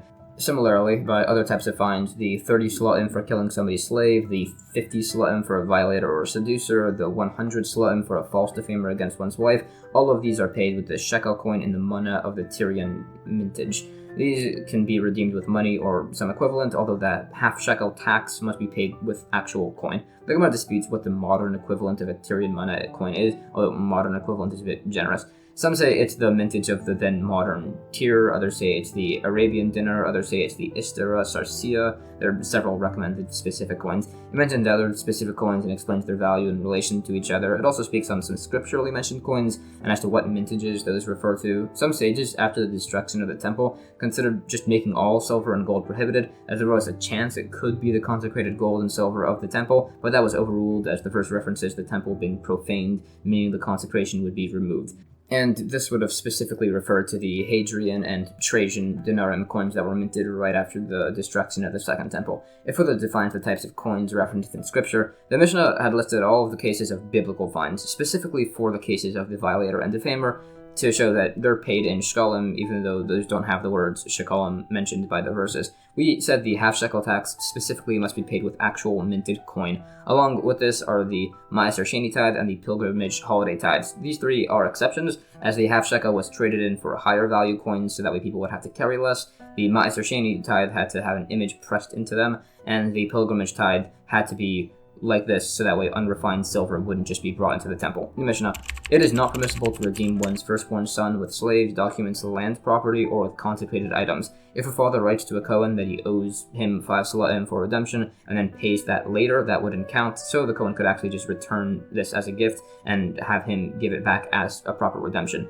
If somebody designated 5 salaim for his son's redemption and then just lost it, he is responsible for it, as the verse states. The Gemara says, there's a disputing opinion which actually says a firstborn can be redeemed with anything besides for documents. That's based on some discussed verses. As it's very obvious that consecrated items cannot redeem a firstborn son, it's said to mean that those listed items, documents, property, etc., cannot redeem a consecrated item. The reason the father writing to be obligated to owe the Kohen 5 salaim does not work, that was a rabbinically instituted concept, so that way people won't say you can redeem a firstborn son with a document if they saw this being done. We said it's valid if the Kohen returns the money as a gift. Related among others, it said that a father can validly redeem his son and then just have the coins be returned back to him by the Kohen as a gift. We said that if the father designated the coins and lost them, the father is responsible for this, and that's further sourced. New Mishnah: as was discussed in earlier tractates on inheritance, a firstborn son takes a double portion from his father's estate, but not from his mother. He doesn't get a double portion in improvements made to the estate after his father's passing, and he also doesn't get a double portion from his father's prospective assets. A woman doesn't get these assets as a part of her marriage contract, and daughters don't get their sustenance from these assets, and a brother marrying the widow with the levirate marriage doesn't get from these assets. None of these are taken from improvements after their father's passing or from prospective assets. The Gemara spent some time sourcing these various principles. The fact that a woman doesn't have these unique assets to go to her marriage contract is a leniency unlike typical debts. The daughters don't collect from these, as those are just like the conditions of the marriage contract. The levirate marriage husband doesn't get these, as the levirate marriage husband is referred to as a Bechor, who cannot do so either. If the improvements to the property were made between the levirate marriage and the actual division of the state, the new husband would get these assets. Others disagree, as they say he's still treated like a Bechor. The ending point that specified that none of these people get such properties is to include that they don't get improvements that were automatic, like grown produce, and they don't get prospective assets from their grandfathers either. New Mishnah: the following do not automatically revert to heirs on the Jubilee year, the Yovel year, which is every 50 years. The firstborn's extra share of inheritance, the property of somebody inheriting from their wife, there's a dispute by a gift, as some say we treat it like a sale, which would revert on the Yovel year. In fact, some say all of these actually revert on the Yovel year. Others say somebody who inherits from their wife must return the ancestral land to her family, but at a deducted price, which will be explained soon. The Gemara says the reason the original opinion excluded these from the Yovel year is that he says this only applies to a sale and not to a gift or inheritance. It sources this and also the disputing opinion logics. Some say that brothers who divide an inheritance are considered to be purchasers, so they must return property to each other on the Yovel year, so that disputes with our Mishnah. By the last opinion, which said a husband returns his wife's property to her family but is then reimbursed, this is as he holds that the husband's inheritance is a biblical right, and the exact case that we're discussing here is that he's inheriting the cemetery that his wife is to be buried in, and so as to not disgrace his wife's family, it said that he should take payment and return the property with the value deducted from his wife's actual grave. And that's the end of chapter 8. Chapter 9, the final chapter of Tractate Bechoros, covers the laws of Maaser, which are tithes, essentially. The first Mishnah says, Maaser was a tithe that was taken from somebody's animals, where 1 in every 10 animals was consecrated as an offering to the temple. This was done in a selection process of leading the animals out of their pen and labeling every 10th one as Maaser. This obligation applies both inside and outside of Israel, when the temple does and does not exist, and only to unconsecrated animals. It applies to cattle and sheep and flocks, although those two groups groups aren't interchangeable, and it's also taken from sheep and goats individually, although those are interchangeable. It applies to new and old animals, which are not interchangeable. This is all based on some scriptural verses, as otherwise you might have thought that sheep and goats are not interchangeable here, as they're prohibited to be bred together. The Gemara says, there's actually an opinion which says this doesn't apply outside of Israel, but that's referring to the fact that those animals are not offered on the actual altar. It's only consecrated according to him, in the sense that it can only be consumed after it's been blemished. We said that the animal ma'aser tithe exists even when the temple does not. However, we see it no longer exists and the animal ma'aser tithe isn't done, so that's explained to be because it was rabbinically decreed to not be done out of concern that somebody will accidentally commit a transgression by working with or shearing such a designated animal while waiting for it to get a blemish, as it can no longer be offered anyways on any altar. This is then sourced. A bechor is consecrated in spite of this, as we don't consecrate it. It's just consecrated itself by its very birth. However, it's simply possible to cause a slight blemish on the bechor animal while it's in the womb, so it's fine. This cannot be done by ma'aser, as he's not sure which animal is going to be selected as the 10th, as it must be done without any human intervention. It's also impermissible for a person to just blemish all of his animals, so he won't need to give any for the tithe, as if that's done, then when Mashiach comes, there'll be no animals to offer, or at least there'll be none that are available due to commonplace blemishes like cataracts. We said ma'aser isn't taken from consecrated animals. That's obvious, as they're not even his, so it's stated to apply even to kache kalim type offerings of lesser holiness, according to those that say those are still owned by their owners. This is sourced. It's practically relevant if a consecrated animal can be made ma'aser, as that can no longer be sold or redeemed, which is why it needed to state ma'aser isn't even taken from consecrated kache kalim offerings. It then sources that this tithe applies to new and old offerings, as the same applies by grain tithes, that one species can't be taken for another. It also sources these points further by produce ma'aser, that wine and oil cannot be separated for each other, and that this applies by all cases of two different species of foods, which is a rabbinic ordinance. So it then explains how we derive that the same principles would then apply by animal ma'aser tithes, besides for by sheep and goats, which we said are actually interchangeable. New Mishnah. The ma'aser animal tithe applies if somebody owns a group of 10 or more first-year animals. A group is defined by animals in an area as large as an animal's grazing range, which is defined as 16 mil. If there were 32 mil between groups of animals, they don't combine to form a group of 10 animals. If animals were brought between groups that were far apart, the middle animals can combine with the outer groups to require a ma'aser separation. If animals are on opposite sides of the Jordan River, it's said they don't combine into a group. The Gemara states the source for this principle that 10 animals must be grouped into one area. When we said that the animals don't combine if there's 32 mil between them, that's not saying that the maximum area is 32 mil, that's just set up for the next case where the animals are combined from the middle. Some say there must be 5 in the middle group and 5 in both of the outer groups for this to work, as they individually need to combine with the center group, and others say it only needs to be 5 on either side and just 1 in the middle, as we consider it as if the shepherd is in the middle group. The first opinion would agree with the second if there are 9 animals on either side and 1 in the middle, and the second opinion would say it's sufficient to just have the shepherd to link the middle, or even to just have the shepherd's possessions. As for if his dog is sufficient, as sometimes the dog doesn't listen to its owner, that's unresolved. We said the Jordan River separates between groups, and this would not apply if there was a bridge between them.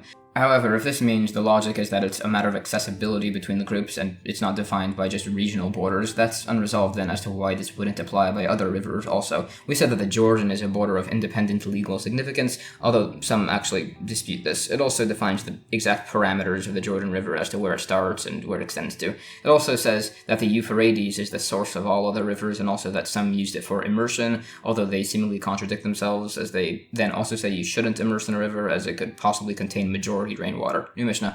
If somebody buys or is gifted a regular animal, he does not need to include this in his ma'aser account. The Gemara sources this.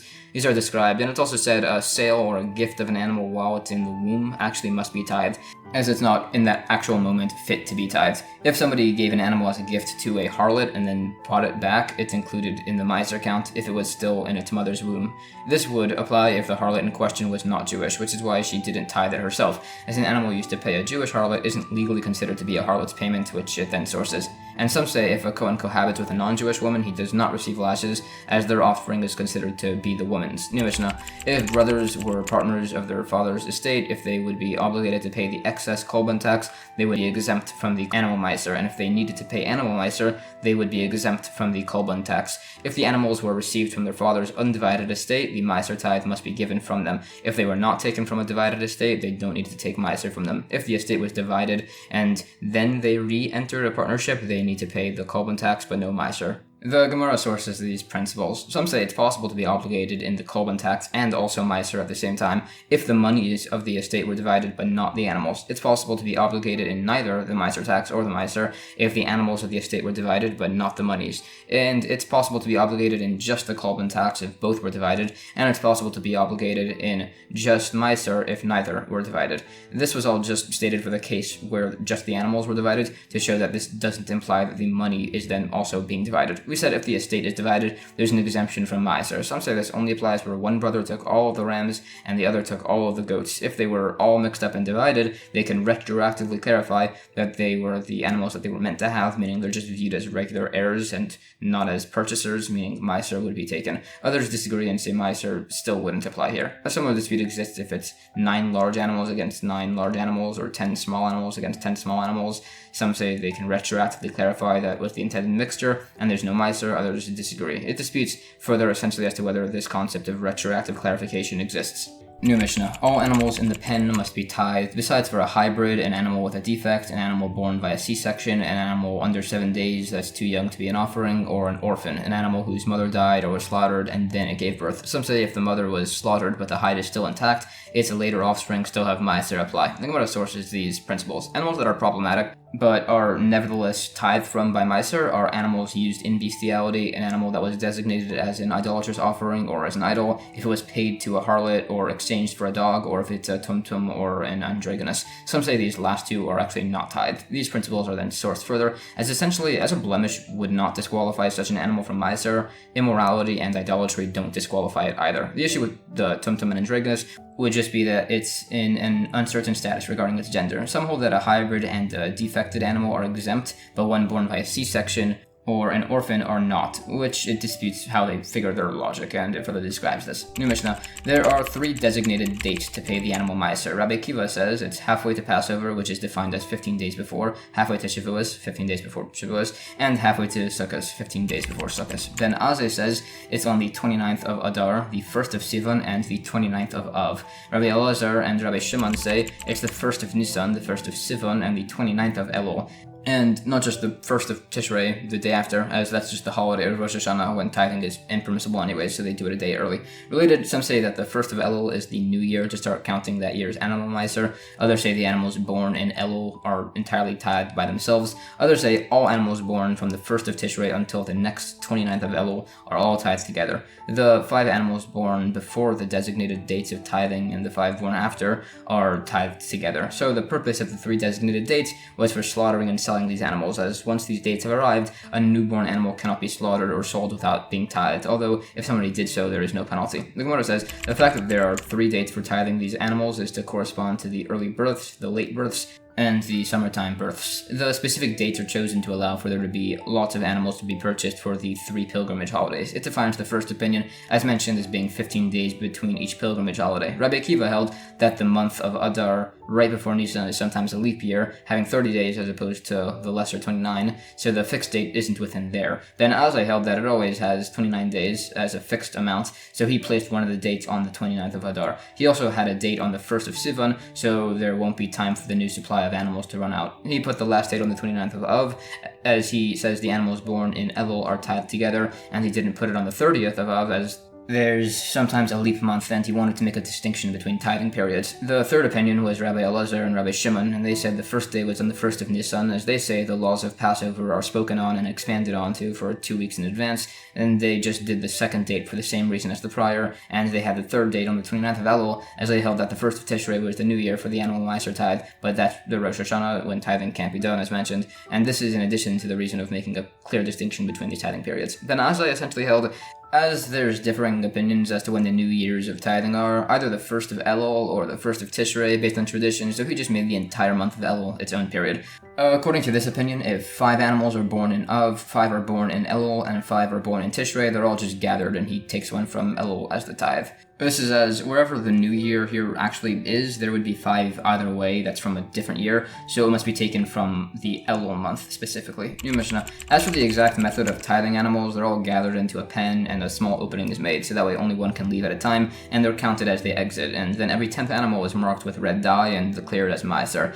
If he didn't mark the animals with die, or he didn't verbally count them, or he counted them just while they were standing still, they're still counted as tithe. However, if he just selected 10% of his flock as the maaser tithe, it's a dispute if that's valid. If one of the animals he counted ran back into the pen, they're all exempt from being tithed. If one of the animals marked as maaser ran back into the pen, all of the animals within must be left to graze until they develop a blemish and can then be eaten by the owners. The Gemara describes this process and also adds he should put the mother animals outside to encourage the animals to leave. As mentioned, this isn't done manually, and he doesn't encourage them with just food, as he shouldn't be tithing purchased or orphaned animals. It further brings sources for these principles. In fact, some say the 10th animal, if it just remains in the pen, it's automatically consecrated, which it quotes potential sources for. So if a 9th animal is mistakenly pronounced to be maaser, it's considered consecrated only if the consecration was removed from the 10th one. Others disagree, as the case is with the 10th animal staying in its pen, so its consecration is not considered to have been removed. So some say if an animal is simply part of a count,